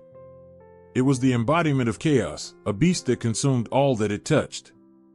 In their stories, both creatures served as mirrors to the human soul, reflecting the choices we make in the face of power, temptation, and the struggle to find balance. The Griffin stood as a symbol of what we could be at our best, strong, wise, united. And the Chimera reminded us of what we could become at our worst, fractured, consumed by our own desires, a chaos that could unravel everything we held dear. Each creature was a reflection of what lay within, and in the silence of the storm, their shadows stretched far, touching lives and fates, whispering their ancient truths. The sky had turned a sickly shade of green, the air heavy with the scent of dust and something far worse, a taste of fear that clung to the throat. The earth beneath trembled, as though the very ground could sense the coming of something unspeakable. In the distance, a storm gathered, but it wasn't the kind that would simply pass. This was the storm of all storms. A shadow, darker than night itself, loomed across the horizon. In the midst of that darkness, the first sign appeared, the beast. It was a creature of unimaginable size, with eyes that burned like molten gold. Its horns, twisted and sharp, curved back like the claws of a predator, and its body was covered in scales that shimmered with an eerie, otherworldly light. It walked with purpose, its every step causing the earth to crack and splinter. The air around it grew thick with the stench of sulfur, as though hell itself had begun to spill into the world. And then, the ground split open. From the chasm, more monsters emerged, each more grotesque and terrifying than the last. Creatures with the faces of men, but the bodies of beasts, their mouths stretched wide with hunger, their eyes empty and cold. Their very presence seemed to tear at the fabric of reality, warping the world around them into something unrecognizable. The Antichrist had come. But this was no mere figure from some distant prophecy. This was the embodiment of all the nightmares that had ever haunted the human soul, a being whose very existence seemed to threaten the foundations of everything that was good and pure in the world. He was a king, yes, but not of a kingdom anyone would ever want to rule. His throne was built from the bones of the fallen, his crown made of suffering and despair. His beasts, loyal and cruel, served him without question, ravaging the land and sowing chaos in his wake. As the Antichrist marched forward, his beasts followed in lockstep, their eyes burning with a fiery hunger. Each beast was a twisted reflection of some primal fear, the lion with 7 heads, the creature with wings like a bat, the serpent that slithered through the ashes, and the giant that towered over the land like a moving mountain. They came together as one unstoppable force, and the earth itself seemed to weep beneath their tread. People watched in terror as the world around them began to crumble. Towns and cities that had once thrived were now nothing but hollow shells, their streets abandoned, their buildings reduced to rubble. The sky above was filled with the sounds of screaming, the desperate cries of those who knew that nothing could stop what was coming. Even the sun seemed to dim, casting a pall over the earth that made everything appear as though it were already dead. The Antichrist, with his monstrous army, was not just a force of destruction. He was an idea made flesh, an embodiment of everything that humankind had feared would come to pass. He was the culmination of our darkest thoughts, our worst choices, our most desperate impulses. And now, he was here, and there was no turning back. But it wasn't just the beasts that terrified people, it was the very knowledge that they were witnessing the fulfillment of a prophecy. These creatures weren't just random horrors. They were the heralds of something far worse. They were the signs that the end was near, that the world as it had been known would be no more. Each beast, each twisted creature, had a role to play in the final reckoning. Their appearance was the confirmation that the final hour had arrived. For some, there was no hope. They could see the writing on the wall, the certainty that nothing could stop the chaos that had been unleashed. But for others, there was a desperate glimmer of resistance, a belief that there was still time, that they could hold on to something, anything, that could keep them from succumbing to the darkness. But as the creatures spread across the earth, as they ravaged villages and forests, there was little to hold on to. The people who once believed in the protection of the gods now found their prayers unanswered. There were no angels to save them, no divine armies to push back the tide of darkness. The only sound was the echo of the beast's footsteps, the crackle of fire, and the distant, haunting wail of those who had already fallen. And then, there was the final revelation, the truth that no one had wanted to believe. The beasts were not merely servants. They were reflections of the Antichrist himself, twisted fragments of his own soul. The lion with 7 heads, the bat-winged terror, the serpent, all of them were facets of the same being. The Antichrist, it seemed, had spread himself into the very fabric of the world, his power leaking into every corner of existence. The beasts had a singular purpose, to bring about the destruction of the old world, to tear it down piece by piece until nothing remained but the ashes of what once was. They were harbingers of doom, creatures that spoke of an end that could not be stopped. And as they swept across the land, they left behind only ruin in their wake. The people, for the most part, could only watch in despair. There was no fighting back against these creatures, no defeating them. The prophecy had been written long ago, and now it was being fulfilled in the most brutal and terrifying way possible. The monsters, as they ravaged and destroyed, became symbols of humanity's own failure, reminders that once certain things had been set into motion, there was no turning back. But among the ruins, there was something else, a quiet, unspoken resistance. Small pockets of survivors who refused to surrender, who still clung to the hope that maybe, just maybe, they could outlast this dark age. They gathered together, their eyes filled with both fear and determination. They didn't know how they would defeat the Antichrist or his beasts, but they knew that if they didn't fight, if they didn't resist, then the darkness would win. And in the heart of that bleak and burning world, as the beasts raged on and the Antichrist watched from his throne, the last hope for humanity stirred, a whisper in the wind, a thought in the back of the mind, the flicker of a flame that refused to be snuffed out. Even in the face of unimaginable destruction, there was still something worth fighting for. Something worth saving. There was a time when the heavens shone brighter than the sun, and the angels glided through the skies with wings of pure light. Their voices, like 1,000 chimes, rang out in harmony, filling the heavens with a peace that made even the gods tremble in awe. They were the embodiment of everything good and pure, beings of grace, wisdom, and beauty. But no one could ever have foreseen what would happen when that purity shattered, when the heavens themselves turned against their own.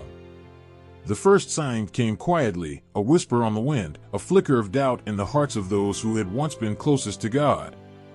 The angels, who had always served with unquestioning devotion, began to question their place in the divine order.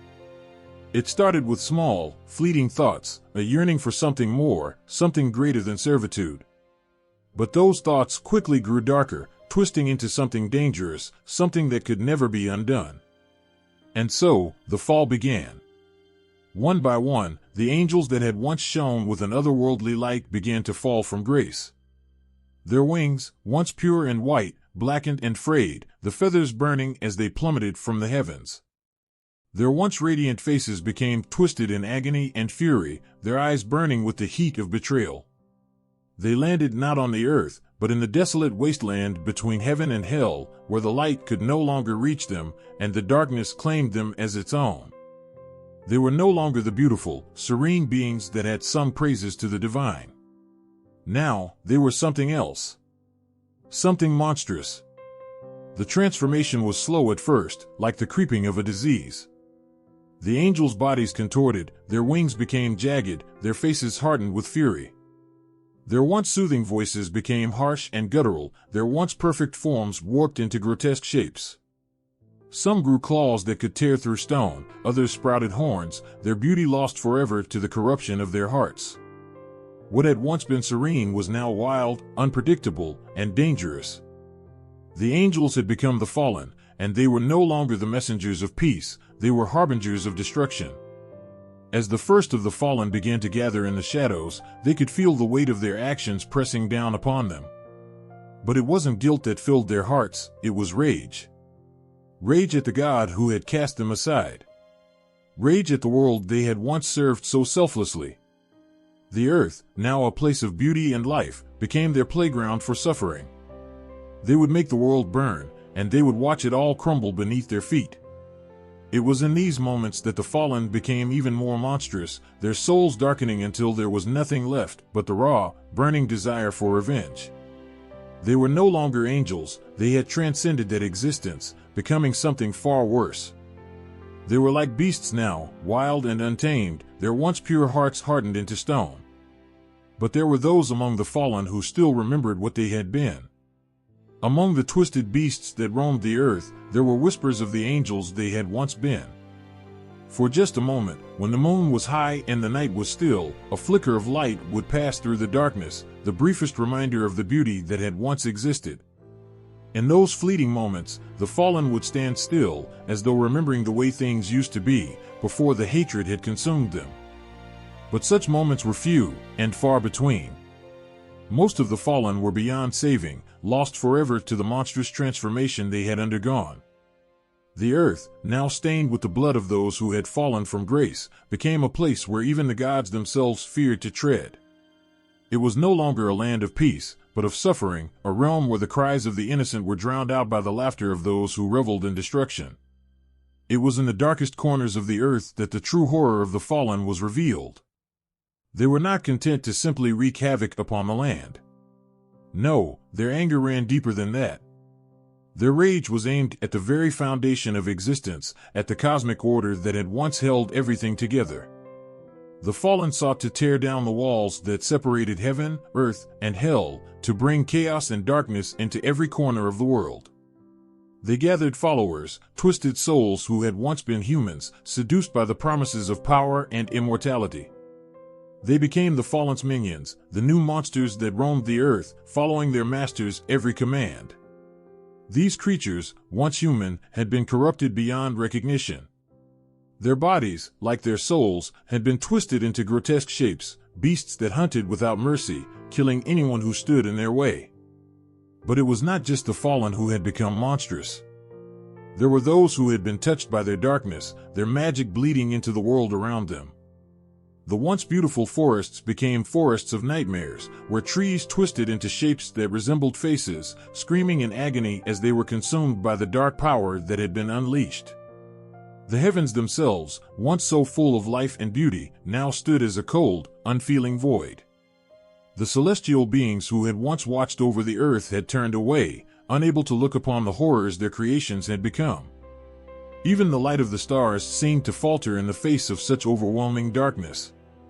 As the fallen and their monstrous beasts ravaged the earth, a quiet realization began to settle over the survivors: their world would never be the same. They would never be able to return to the peaceful, beautiful world they had once known. It had been taken from them, shattered by the fall of the angels, by the twisting of heaven's light into darkness. Yet, even in the face of such overwhelming despair, a glimmer of hope remained. For as long as the memory of the angels remained in the hearts of those who had known them, there was still a chance, no matter how small, that the light could one day return. That the monstrous creatures who had once been angels might one day remember who they had been before the darkness had consumed them. But until that time came, the earth would have to endure, its fate uncertain, its future hanging by the thinnest of threads. The earth trembled with every step they took. The ground cracked beneath their massive feet, sending waves of dust and debris through the air. Their shadows stretched over whole villages, darkening the sun as if a storm had suddenly appeared. Towering above the treetops, their faces were like cliffs, eyes like deep wells of ancient knowledge, their bodies massive and strong, as if they had been sculpted by the earth itself. These were the giants of Europe. At first, they were seen as gods, the gods who shaped the land with their bare hands. They were the builders, the ones who carved mountains and raised valleys. They constructed vast fortresses out of stone and clay, their structures so grand that even the most ambitious kings could only dream of matching their majesty. Legend spoke of giants whose hearts were as big as their bodies, gentle and kind, who moved the earth to create beauty rather than destruction. The giants were no strangers to sorrow, nor were they immune to joy. They walked alongside humanity, sharing their wisdom and their strength, offering guidance when the storms of life seemed too much to bear. There were tales of giants who helped raise great forests, their massive hands planting trees as large as castles.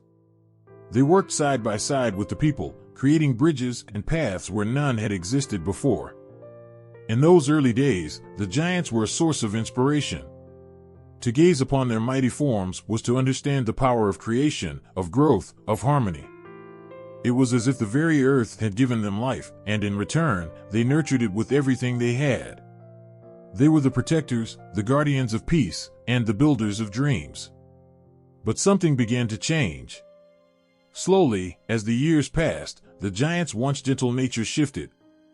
The harmony that had existed between them and the earth started to fray, like a rope slowly unraveling. The giants' once soft eyes, full of wisdom, became clouded with a growing darkness. The joy that had once filled their hearts began to wither, replaced by a deep, gnawing emptiness. It was as if the very earth that had once sustained them now rejected them. They no longer found peace in their work, nor did they feel joy in their creations. With each passing day, their massive hands, once tender and caring, began to crush everything in their path. Trees that had once been lovingly planted were uprooted, their homes destroyed by careless, angry strikes. Where once there was laughter in the air, now there was silence. The villages that had once flourished under their care now lay in ruin, the remnants of buildings and homes broken beneath the weight of the giant's wrath. The people who had once revered them now fled in fear, unable to understand what had gone wrong, unable to grasp the deep sorrow that had taken root in the hearts of these mighty beings. The giants, once protectors, had become the destroyers. With every passing year, the destruction grew. The land itself seemed to weep in agony, the once fertile fields now barren and cracked, the rivers poisoned by the fury of the giants' rampages. The air, once filled with the songs of birds and the rustle of trees, now carried the heavy scent of ash and despair. No one knew exactly what had caused the giants' fall from grace. Some whispered that it was the work of dark magic, an ancient curse that had been placed upon them, warping their hearts and turning them into monsters. Others spoke of the gods themselves, who had grown tired of the giants' increasing arrogance and had cast them down from their lofty positions, cursing them with anger and madness. Still others said that it was not magic or gods, but simply the weight of time, the slow erosion of the giants' once noble hearts, turning them into something else entirely. Whatever the cause, the truth was clear: the giants were no longer the creatures of kindness and strength that they had once been. They had become the very thing that they had once protected the earth from: ruthless, destructive forces, bent on tearing down all that had been built. Their rage and sorrow fed upon one another, creating a cycle of destruction that seemed impossible to stop. And yet, even in their madness, a flicker of the giants' former selves remained. There were still moments when their eyes would clear, when they would pause in their rampages and look upon the destruction they had wrought. In those fleeting seconds, they would seem almost human. Their shoulders would sag with exhaustion, their massive hands trembling with regret. It was as though the giants knew, deep down, that they were not meant to be destroyers. They had once been creators. They had once been protectors. But that knowledge was quickly lost again, swallowed by the darkness that had consumed their hearts. And so, the giants continued to destroy, their roars echoing through the land, their footsteps leaving craters in their wake. The people could only watch in helpless terror as their world crumbled around them. In the distance, the once great structures that the giants had built stood as broken ruins, monuments to a time when the giants had been gods, when they had been revered as the mighty builders of the earth. Now, those same buildings were being torn down, their stones scattered like pebbles beneath the giants' heavy feet. In the end, the giants became legends of both wonder and fear. They were remembered as the ones who had built the world, who had shaped the land with their hands, but also as the ones who had destroyed it, their rage turning them into monsters that haunted the nightmares of generations to come. The people told stories of the giants, stories of their strength, their kindness, and their eventual fall. And as the centuries passed, those stories became nothing more than whispers carried on the wind, fading into the shadows of history, until all that remained was the memory of the giants' once mighty roar. The giants were gone, but the scars they left behind could still be felt. The earth, once again, bore the weight of their loss. The trees grew back, but they were different now, twisted and gnarled, their branches reaching up like arms that had been broken and healed. The rivers flowed, but they carried with them the memory of the giants' fury. And the people, who had once feared and loved the giants, would never forget the lessons they had learned, the power of creation, the weight of destruction, and the terrible, inevitable fall that comes when the heart turns to stone. The village was eerily quiet, save for the sound of heavy footsteps. Every thud shook the earth, sending birds scattering from their nests in panic. In the distance, a shadow appeared, tall and impossible to miss, a silhouette that loomed against the setting sun. Its single eye glowed like a burning ember, staring into the village with an unsettling focus. It was the Cyclops, one of the monsters spoken of in hushed whispers, a creature that had been both feared and misunderstood. The villagers had heard the stories for generations. Tales of a giant, solitary figure roaming the mountains, its eye fixed on the world around it with terrifying intensity. The legend said the Cyclops was both a beast of great strength and a being cursed with isolation. Born with a single eye in the center of its forehead, the Cyclops was said to be a being of incredible power. But what made it truly monstrous wasn't just its towering form, its strength, or its wild, untamed nature. It was the way it saw the world, through a single, piercing eye that could strip away all illusions and expose the truth of what lay before it. But the truth, in the eyes of the villagers, was something far more dangerous than any myth. The Cyclops was not simply a creature of brute force, it was something more tragic. A being condemned to wander alone, always searching for meaning, for companionship, for something beyond the curse of its own existence. Each time the Cyclops appeared, the villagers would hide in their homes, hearts racing, praying it would move on. They saw only a monster, something that could destroy everything in its path without a second thought. They had no idea of the pain that haunted its every step. In the heart of the forest, deep within the mountains where no man dared to tread, the Cyclops lived alone, far from human eyes. Its lair was a cave, carved deep into the rock, where it could watch the world from afar. The villagers did not understand why it was there, why it had been given this terrible curse of solitude. It was only when the moon was high and the night was still that the Cyclops would venture into the village, its massive footsteps like thunder, shaking the very ground beneath them. There were stories, passed down by those who had survived its visits, of the Cyclops reaching into the village with a hand the size of a tree, plucking at houses, searching for something it could never find. Sometimes, it would call out in a voice that echoed through the valley, a voice deep and mournful, filled with longing. "Where are you?" it would ask. "Why do you hide?" The villagers would never answer, too afraid to speak, but the question lingered in the air long after the Cyclops had gone. It was a question that spoke of more than just physical hunger. It was a question of loneliness, of a creature that had lived for centuries without ever knowing true connection, always staring at the world through the narrow lens of its single eye. They didn't understand the Cyclops. They only saw the danger, the brute force, the terror that followed it wherever it went. But they couldn't see the creature beyond that, the creature that had been forced to become something it wasn't. There were times, fleeting moments, when the Cyclops would look down at the village, its heart heavy with the weight of its existence. It was as if it knew that it didn't belong in the world it inhabited, that it was a stranger to it, even though it had lived there for so long. But what the villagers didn't see was the way the Cyclops wept in the dark, its massive hands covering its face as it wept for the life it could never have. Its only companion was the echo of its own voice, and even that could not bring comfort. The Cyclops' single eye, they said, could pierce through the veil of the world, seeing things that others could not. It could look into the hearts of men, lay bare their darkest secrets, and expose the lies that lived inside them. To the Cyclops, the world was raw and unforgiving. It saw the world not through the eyes of compassion or understanding, but through the cold, hard lens of truth. It could see the flaws, the cracks in everything it touched. Perhaps that was why it had become what it was, feared, despised, hunted.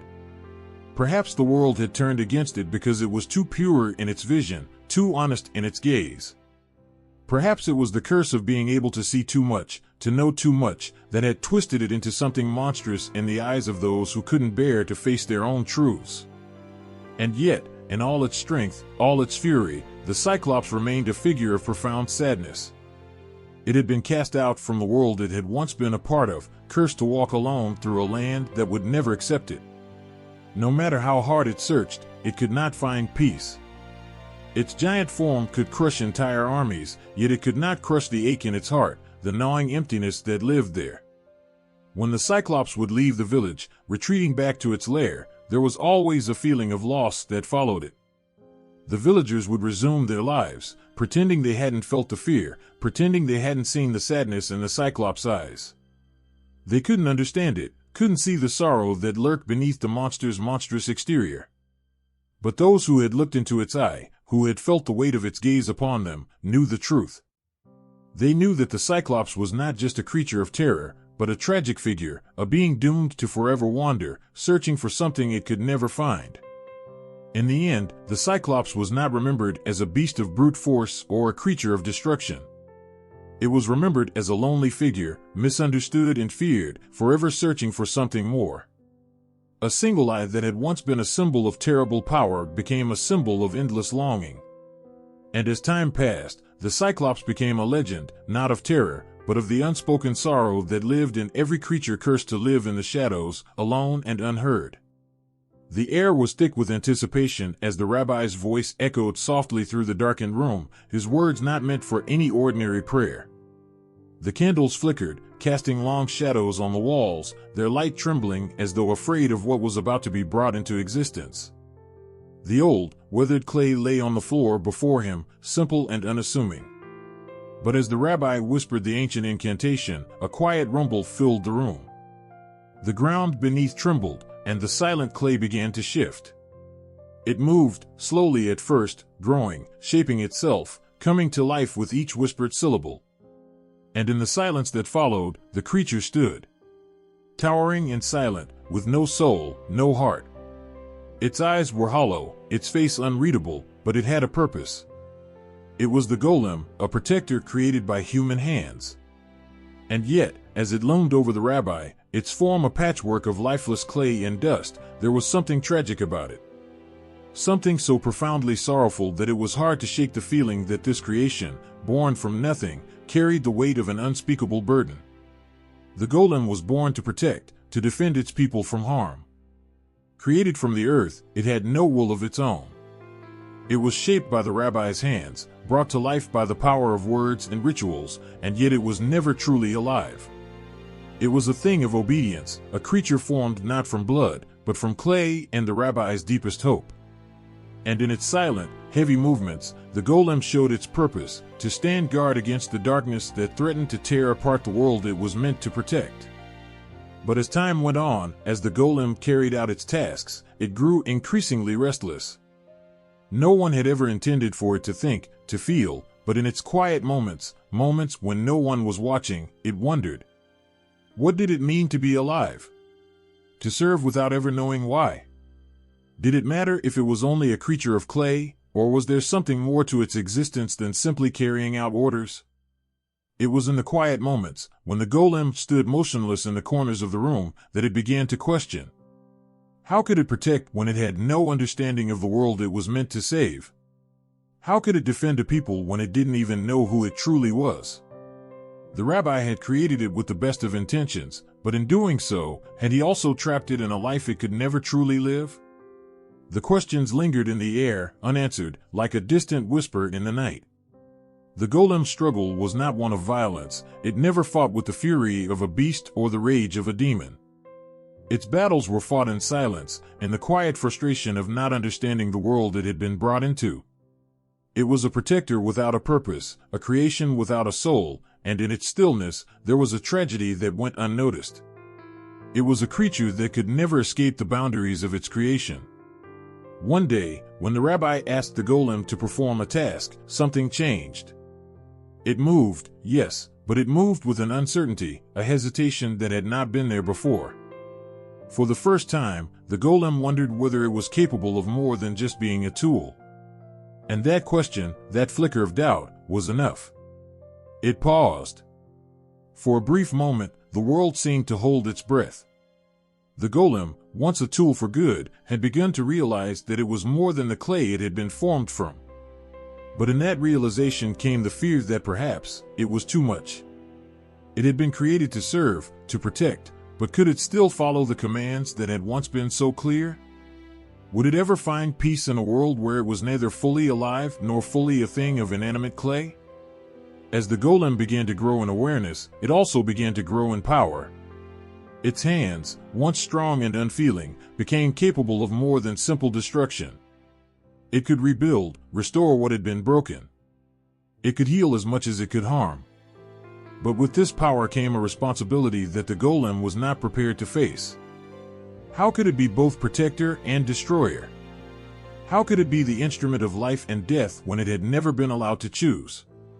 And then there were the rogue creations, beasts of metal and flesh, twisted things made by human hands, but not shaped by human hearts. The golem was a protector, yes, but there were others, creations born of darker intents, brought into the world by those who sought to control and manipulate. These creations were not given the gift of purpose or understanding. They were simply built, mindless monsters with no will of their own, no desire for anything except to obey the twisted commands of their creators. The rogue creations were not protectors, nor were they saviors. They were reminders of the dangers that came with playing God, of trying to force life where it didn't belong. They were the dark side of the golem's own story, the side that had been forgotten, the side that spoke of the terrible cost of creating life without understanding the price. The golem's story was not just one of creation, but of loss. It had been created to protect, but in its creation, it had lost something essential. It had no heart, no spirit, nothing that could connect it to the world it was meant to defend. And though it carried out its duty, the golem could never shake the feeling that it was a hollow, empty thing. A creation of clay, cursed to walk the earth without ever truly belonging to it. The golem's tale is not just a story of a creature made of clay, but of a soul trapped in a body that could never understand its own existence. It was a monster, yes, but it was also a protector, a symbol of what happens when humanity seeks to control the forces it doesn't fully understand. And in the silence of its existence, the golem became something more. It became a lesson that sometimes, in the search for strength, we lose the very thing that makes us truly alive. The night was thick with fog, so heavy it seemed to swallow everything whole. A child walked down the lonely path, their tiny steps crunching softly in the dirt as the trees around them whispered with the wind. The air smelled of damp leaves and the earth's quiet secrets.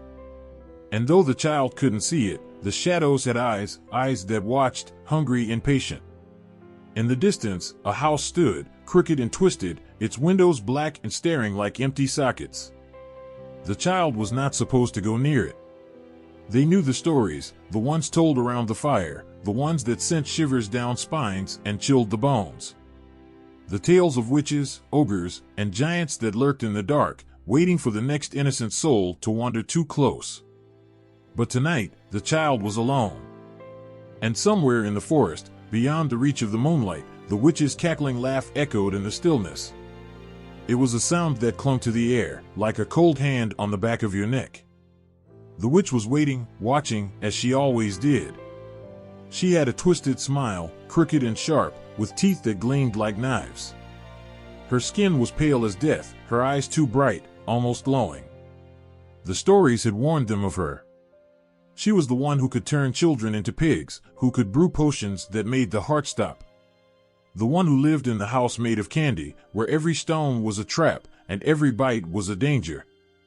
But even more frightening than the witches were the ogres. Great, lumbering beasts with eyes that burned like embers and teeth as sharp as the jagged rocks at the bottom of the sea. The stories told of their endless hunger, their thirst for destruction. Ogres who lived in caves deep in the mountains, their roars shaking the very ground. Ogres who ate children without a second thought, their jaws snapping shut like iron traps. Ogres who could crush a person with a single step, their heavy feet pounding the earth with such force that the ground would crack beneath them. They were monsters of flesh, brutal and unrelenting. But it wasn't just the witches and ogres that haunted these tales. There were giants too, tall, towering creatures with hands as big as houses, their breath hot and rancid. The giants lived in places where the sun barely reached, and valleys so deep they were like the cracks of the earth's skin. When they walked, the earth trembled beneath their feet.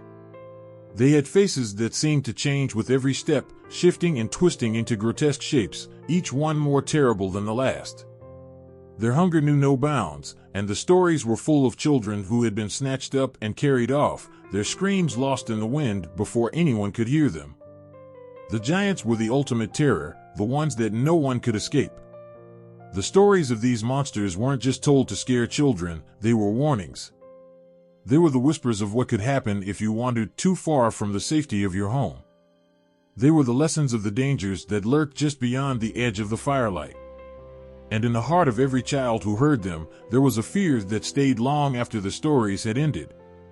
A fear that wasn't just about the monsters, but about something deeper, something darker. It was the fear of being lost, of being alone, of being taken by something you couldn't fight. The witches, with their twisted magic and cruel hearts, represented the darkness of human desire, the desire to control, to twist, to break what was good. They were creatures born of jealousy and greed, hungry for power and willing to destroy anyone who stood in their way. They would trap children in cages of sugar and spice, promising sweetness but offering nothing but pain. Their magic was dangerous, their words poisonous. And when they came for you, there was no running. No one could escape them. The witches were the embodiment of evil, and their hearts were as cold as the stone that lined their homes. The ogres were different. They were not born from magic or malice. They were creatures of hunger and instinct, driven only by their need to feed. They were mindless monsters, but their strength was terrifying. When an ogre saw something it wanted, nothing could stop it. The child in the forest knew that. They had heard the stories, the ogre who devoured an entire village in a single night, the ogre whose roar shook the heavens. The ogre that never slept. It was in their nature to hunt, to destroy. And the child could feel the pull of that hunger, like a shadow moving closer with each step. And then there were the giants, monstrous and ancient, their very existence a reminder of how small and fragile the world really was.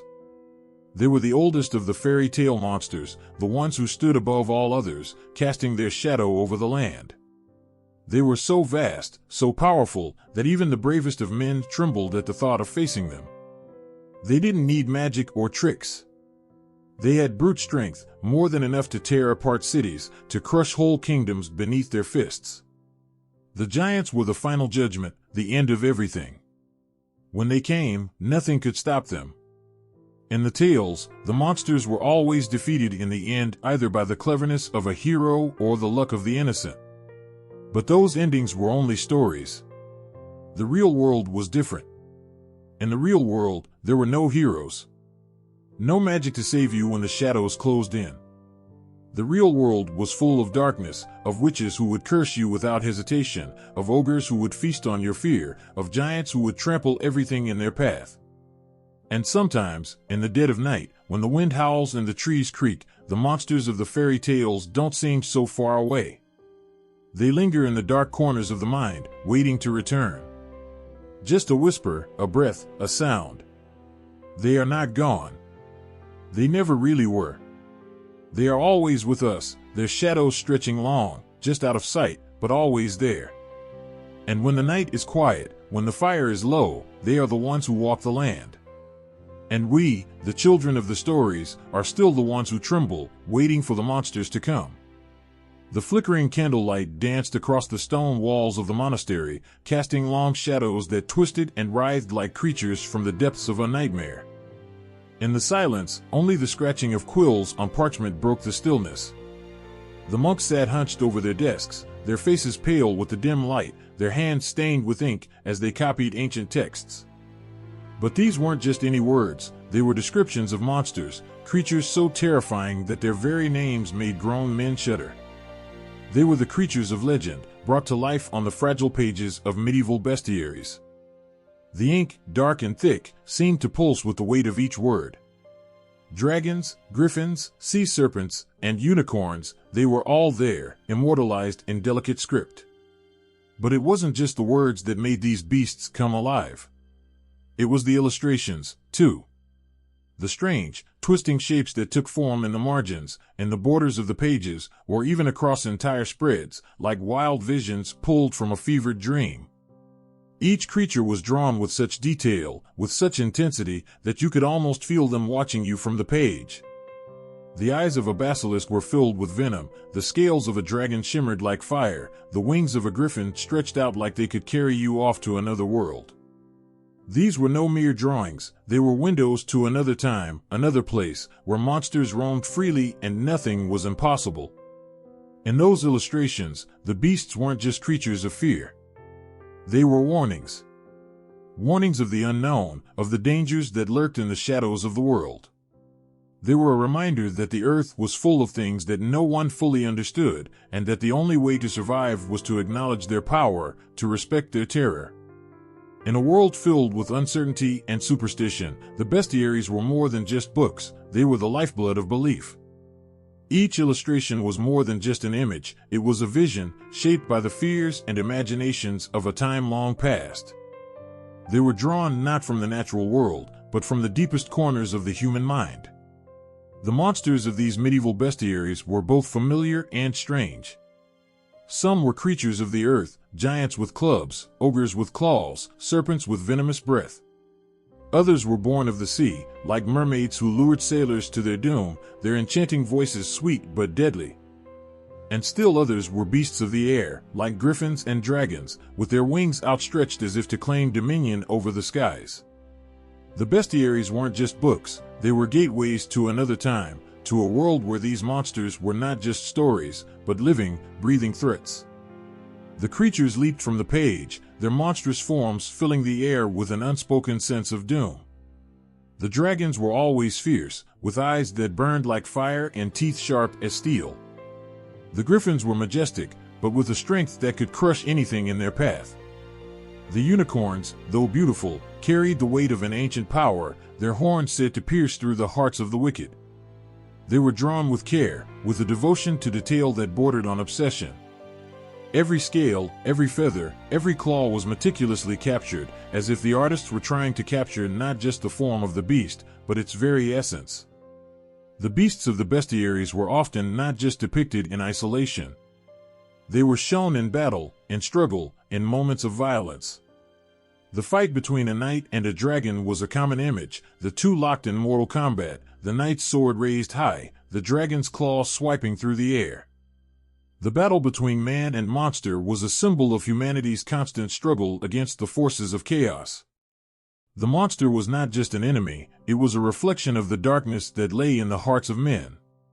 It was a reflection of our own fears, our own doubts, our own desires.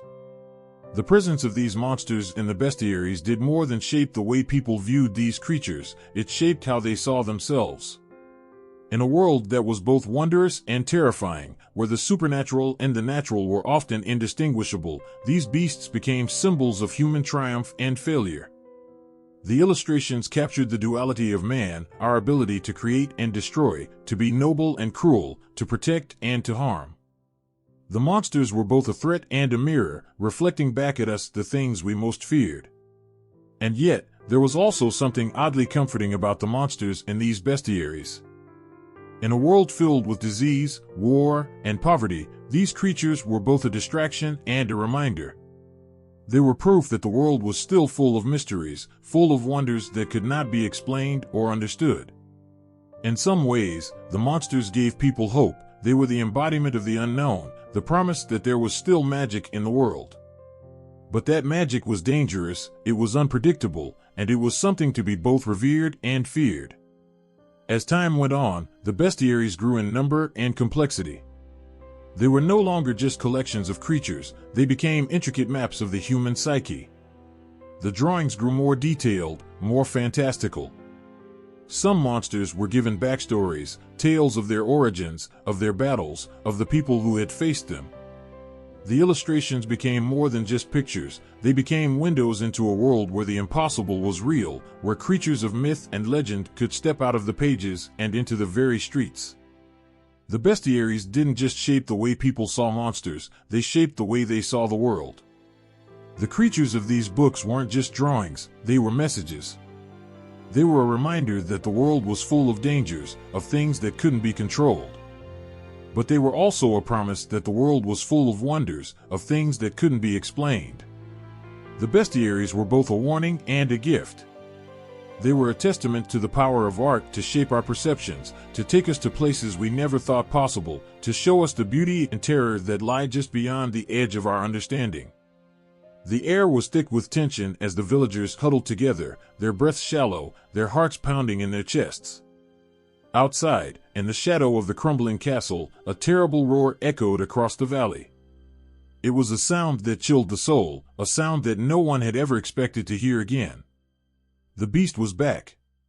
For years, the monster had haunted these lands, lurking in the mountains, dragging off livestock, and terrorizing anyone who dared to venture too far from the safety of their homes. Some said it was a demon, others whispered it was a cursed creature born of the darkness itself. It had no name, only a reputation, and that reputation was one of death and destruction. The villagers knew what was coming, and they knew they couldn't fight it alone. But then, as if summoned by the very desperation that gripped their hearts, he appeared. A knight, clad in shining armor, his face stern but filled with the kind of quiet determination that spoke of endless courage. He wasn't a legend. He was real, standing before them, sword in hand, ready to face the nightmare they had all feared. They called him St. George, but he was a man like any other, driven by the same fears, the same desires, and yet possessed by an unshakable will to protect those who could not protect themselves. His presence was a beacon of hope, a promise that no monster, no matter how terrifying, could stand against the will of a single, righteous man. He didn't speak much. There was no need for words. His actions spoke louder than anything he could say. With each step, his armor clinked like the ringing of a bell, each sound a drumbeat marking the approach of a battle that would define him for all eternity. The villagers watched in awe as he approached the gates of the castle, the place where the beast had made its lair, and without a moment's hesitation, he entered. The beast's roar grew louder, more ferocious, as if it knew that its end was near. The knight moved with the grace of someone who had faced monsters before, his every movement calculated, every decision made with the sharp precision of a warrior who had seen too much bloodshed to ever be intimidated. He knew what was at stake. He knew that if he failed, this village, these people, would be lost forever. The battle was brutal. The beast was a terrible thing, half dragon, half serpent, with scales that shimmered like steel and eyes that glowed with malice. Its claws were long enough to tear through stone, its fangs sharp enough to rip through metal. But St. George didn't flinch. He faced the monster head-on, his sword raised high, his heart filled with nothing but a burning desire to save the helpless. The fight was fierce. The earth trembled beneath the weight of their struggle, and the sound of clashing metal and growls filled the air. For a moment, it seemed like the monster might win, its strength was overwhelming, and it fought with a primal fury that seemed endless. But St. George, through sheer will and determination, landed the fatal blow. With a strike so powerful it split the air, the beast crumpled to the ground, its roar dying in a final, defeated gasp. In the aftermath, there was silence. The villagers slowly emerged from their hiding places, their eyes wide with disbelief. The beast, which had terrorized them for so long, was dead. And standing in the bloody dirt, holding his sword aloft, was their hero, St. George. His armor was battered, his breath heavy, but his eyes were filled with a quiet triumph. He had done it. He had saved them. But heroes like St. George weren't the only ones who fought monsters. Throughout history, there were countless others, men and women, saints and knights, commoners and kings, who stood up against the forces of darkness, against the beasts that threatened to consume their worlds. There was St. Michael, the archangel, wielding a sword of divine light as he battled the very forces of hell itself. With each swing of his blade, demons and monsters alike were cast down, their dark forms disintegrating in the face of his purity and power.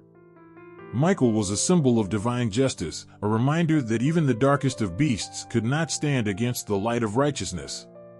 And then there were the knights, those brave souls who rode out to confront the nightmares of their time. They weren't always saints, and they weren't always immortal.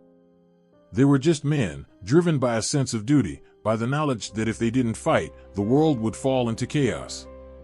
They faced dragons, ogres, and beasts that seemed to spring from the very nightmares of humanity.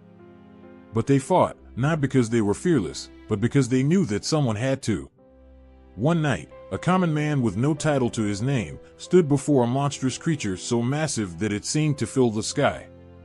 The creature had terrorized the countryside, devouring entire villages, leaving nothing behind but smoking ruins and broken hearts. The knight had no magical powers, no divine aid, and no army to back him.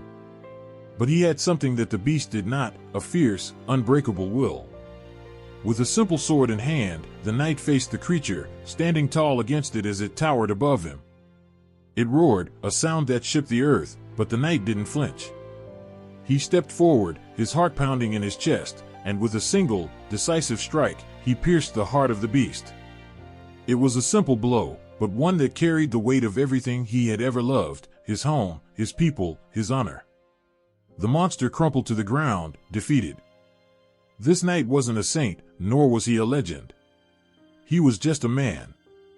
But to those who saw him fight, to those who saw the courage in his heart, he became something far greater than any hero of myth or prophecy. He became a symbol of hope, of strength, of the power that lies within all of us when we are faced with our greatest fears. These heroes were not the stuff of fairy tales, they were real. And their battles against monsters, both physical and metaphorical, shaped the world as we know it. They were the men and women who stood against the darkness, who fought not for fame or glory, but for the simple, pure reason that someone had to. The night was quiet, too quiet. The village had been lulled into an uneasy peace, but somewhere beyond the tree line, something stirred. It was a low growl, a sound that vibrated in the bones and rattled the soul. The air grew thick, heavy with dread, as the villagers whispered of the monster that had taken the lives of so many before. They said it was the shape of a man, but with claws like daggers, eyes that burned with the fire of hatred, and a heart as cold as the grave. Grendel. The creature had been lurking in the darkness for months, attacking the great hall of the kingdom, slaughtering warriors in the dead of night. The blood-stained walls of Heorot were a testament to the terror he brought with him, and the once proud kingdom had fallen into despair.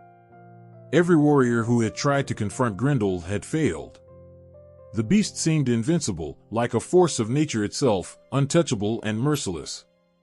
But there was one who did not falter, one who did not give in to fear. Beowulf. He was a warrior of unmatched strength, a man whose name was whispered with reverence across the land.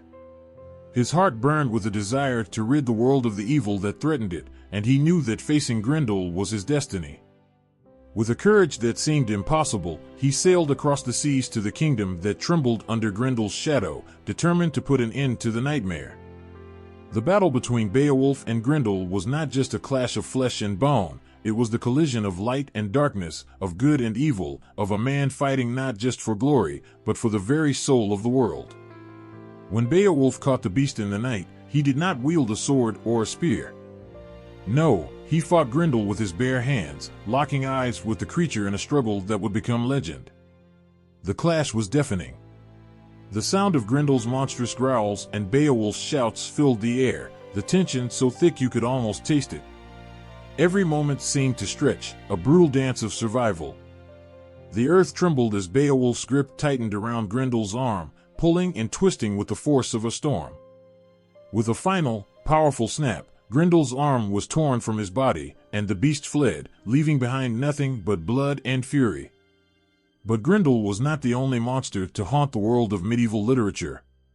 There were others, creatures that lurked in the shadows of legend, their stories passed down through generations like warnings etched into the minds of every child. Among them were the terrifying beings that came from the very heart of darkness, like the monster known only as the dragon. In the Arthurian legends, the world was filled with mythical beasts that threatened not just the kingdoms, but the very fabric of existence. The Knights of the Round Table, led by the noble King Arthur, were the shining light that stood against the forces of darkness, their swords raised high in the name of honor and justice. They fought dragons, witches, and even the very concept of evil itself. The dragon that Arthur's knights faced was no mere beast. It was a creature of ancient power, a symbol of chaos and destruction. The knights knew that to defeat it, they would have to face the deepest fears of their hearts. And yet, despite the overwhelming odds, they fought on. With the sword Excalibur in his hand, Arthur led his knights into battle, and through strength, courage, and a touch of magic, they slayed the beast, restoring peace to their land, for a time. But even after the dragon fell, there were others. Monsters like the terrifying Green Knight, who challenged Sir Gawain to a battle of wits and strength. The Green Knight was no mere mortal, he was a symbol of nature's fury and the unpredictable forces that could rise up against even the bravest of men. When Gawain faced him, it wasn't just a test of his swordsmanship, it was a test of his honor, his integrity, and his very soul. Monsters like these were not just beasts in the traditional sense, they were embodiments of the dangers and challenges that lay at the heart of the human experience. They were the physical representations of darkness, evil, and chaos, forces that could not be defeated with mere strength or skill, but with the resilience of the spirit and the purity of the heart. Even the most powerful heroes in medieval literature could not escape the truth that these monsters were not just creatures to be defeated, they were tests, challenges that revealed the deepest parts of a hero's character. For Beowulf, the battle with Grendel was not just about strength, it was about overcoming the darkness within himself, the same darkness that Grendel embodied. For King Arthur and his knights, the dragon was not just a monster to be slain, it was a reflection of the inner turmoil they each faced in their own hearts. These creatures, these monsters, were not just figments of the imagination. They were more than mere symbols of evil. They were reflections of the world's darkest fears and the unshakable truth that no matter how strong, no matter how noble, every hero must face the monsters within themselves. The struggle against the beast was not just an external battle, it was a fight for the very soul of the hero. Each victory, each conquest, was a step toward understanding the power that lay within them all. And as the blood of the slain beasts stained the earth, as the heroes stood victorious over the monsters that had once ruled the darkness, they realized the truth. They were not just warriors. They were symbols. They were the embodiment of hope, the light in the face of darkness, and the reminder that no matter how terrifying the monster, no matter how impossible the fight, there is always a chance for victory. For in the world of monsters, it is not the beasts who win, it is the heroes who rise against them, with hearts full of courage and souls unbroken. The wind howled through the night, the moon casting its pale light over the darkened streets. The air was thick with the scent of damp earth, and a chill crept through the skin. Shadows lurked in every corner, creatures of nightmares waiting to step into the world of the living. No one was safe, not even in the comfort of their own homes. It was the kind of night where every sound felt too loud. The faint scratching at the door, the soft creak of the floorboards, the distant growl of something monstrous just outside of sight. The stories of beasts, of horrors lurking in the dark, filled the air like a whispered warning. They were the same tales that had been passed down through generations, echoing in every corner of the world. And yet, those tales had never really gone away. They had only grown, mutated into something more sinister, more terrifying, and more real. What started in the medieval world, where knights fought dragons and heroes faced terrifying beasts, continued to haunt the very fabric of modern imagination. The monsters of the past had not stayed locked away in dusty old books. They had evolved, transformed into new shapes and forms. They had become something far more dangerous. They had become a part of us. The monsters of the medieval era, creatures like Grendel, the Cyclops, and the dragon, had been born of a time when the world was still young and full of mysteries. They were creatures of chaos, reflections of the darkness that humanity feared. Grendel, a being born from the shadows, with his monstrous strength and cruel, predatory nature, was a reminder that evil could take on any form. The Cyclops, with his single, all-seeing eye, symbolized the dangers of being too focused on power and control, while the dragons represented the untamable forces of nature, forever threatening to devour everything in their path. These creatures were not just figments of imagination. They were born from the fears of a time when the world was still unexplored and dangerous. They were metaphors for the dangers that lurked in every corner of the human soul, the greed, the violence, the uncontrollable urges that threatened to consume everything in their path. And yet, the most terrifying part of these monsters wasn't their physicality, it was the way they mirrored the deepest fears of humanity. Grendel wasn't just a beast, he was the embodiment of isolation, of being rejected by the world and driven by nothing but hatred. The Cyclops was not just a giant, he was the symbol of unchecked power, the monster who had no need for anything but his own vision. The dragon, ever burning with rage and desire, represented the desire for domination, the all-consuming force that could bring entire kingdoms to their knees. These monsters, and the stories surrounding them, formed the backbone of the modern horror and fantasy genres. The characters we meet in today's stories are not so different from those medieval heroes, those warriors who faced unimaginable beasts in an attempt to save their people.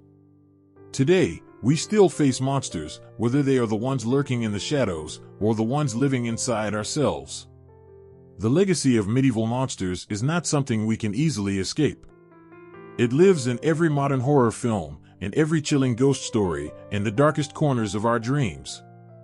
The monsters may have changed forms, no longer the physical creatures of old, but now twisted into something far more psychological, far more intimate.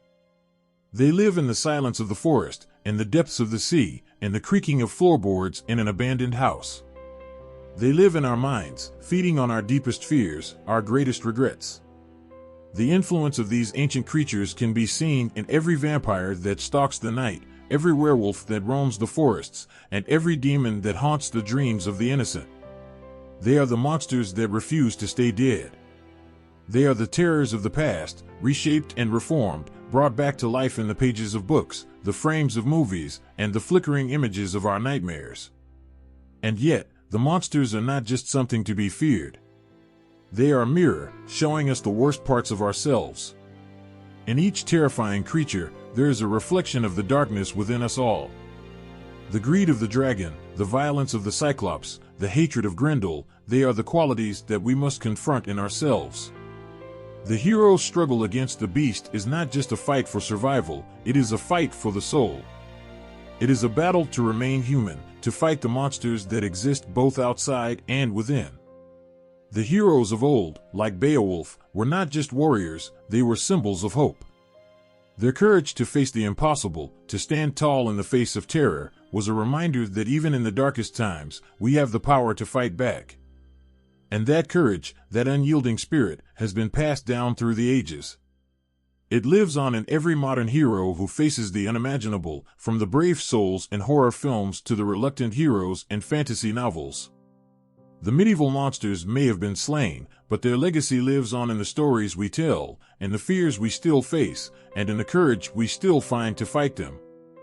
As the wind howls outside, as the shadows gather in the corners of our rooms, we know that the monsters are still there. But so, too, are the heroes. And as long as the stories are told, as long as the tales of knights and dragons, of warriors and beasts, continue to be passed down, the legacy of these ancient creatures will never truly fade. They will always be with us, lurking just out of sight, waiting for the moment when we need them most. And when that moment comes, we will remember that the greatest monster is not the one we face in the dark, but the one we fight within ourselves. It's late. The darkness outside presses against the windows, a heavy, suffocating weight. The kind of silence that creeps under your skin, making your heart race faster, making you wonder if something is waiting just beyond your reach. The shadows in the corners of the room seem to grow longer, stretching like fingers, trying to grab hold of you, to pull you into a world you're not sure you want to face. But you don't run. Not yet. You stay, eyes wide, pulse quickening, heart pounding. You know what's out there, in the dark.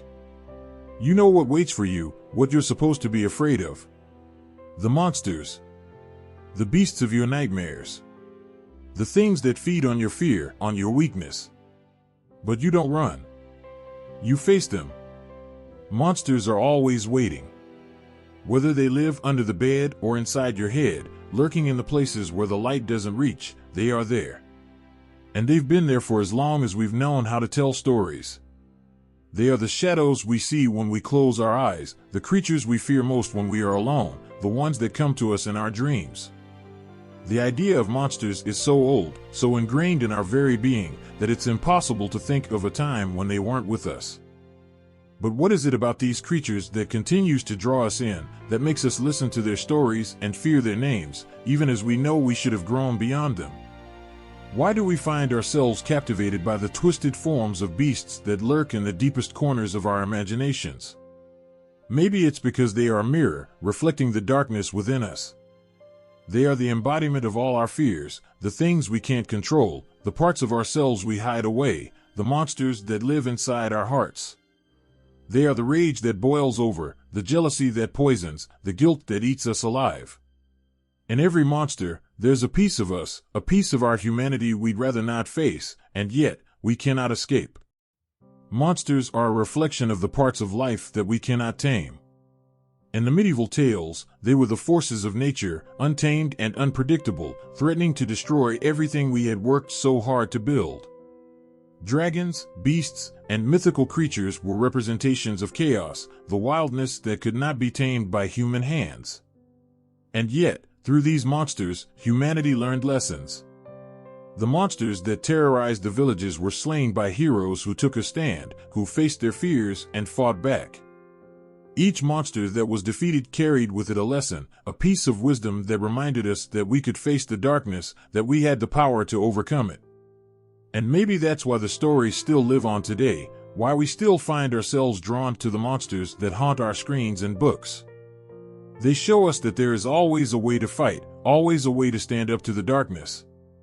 We may not always win, and sometimes the monsters may feel too big, too powerful to defeat.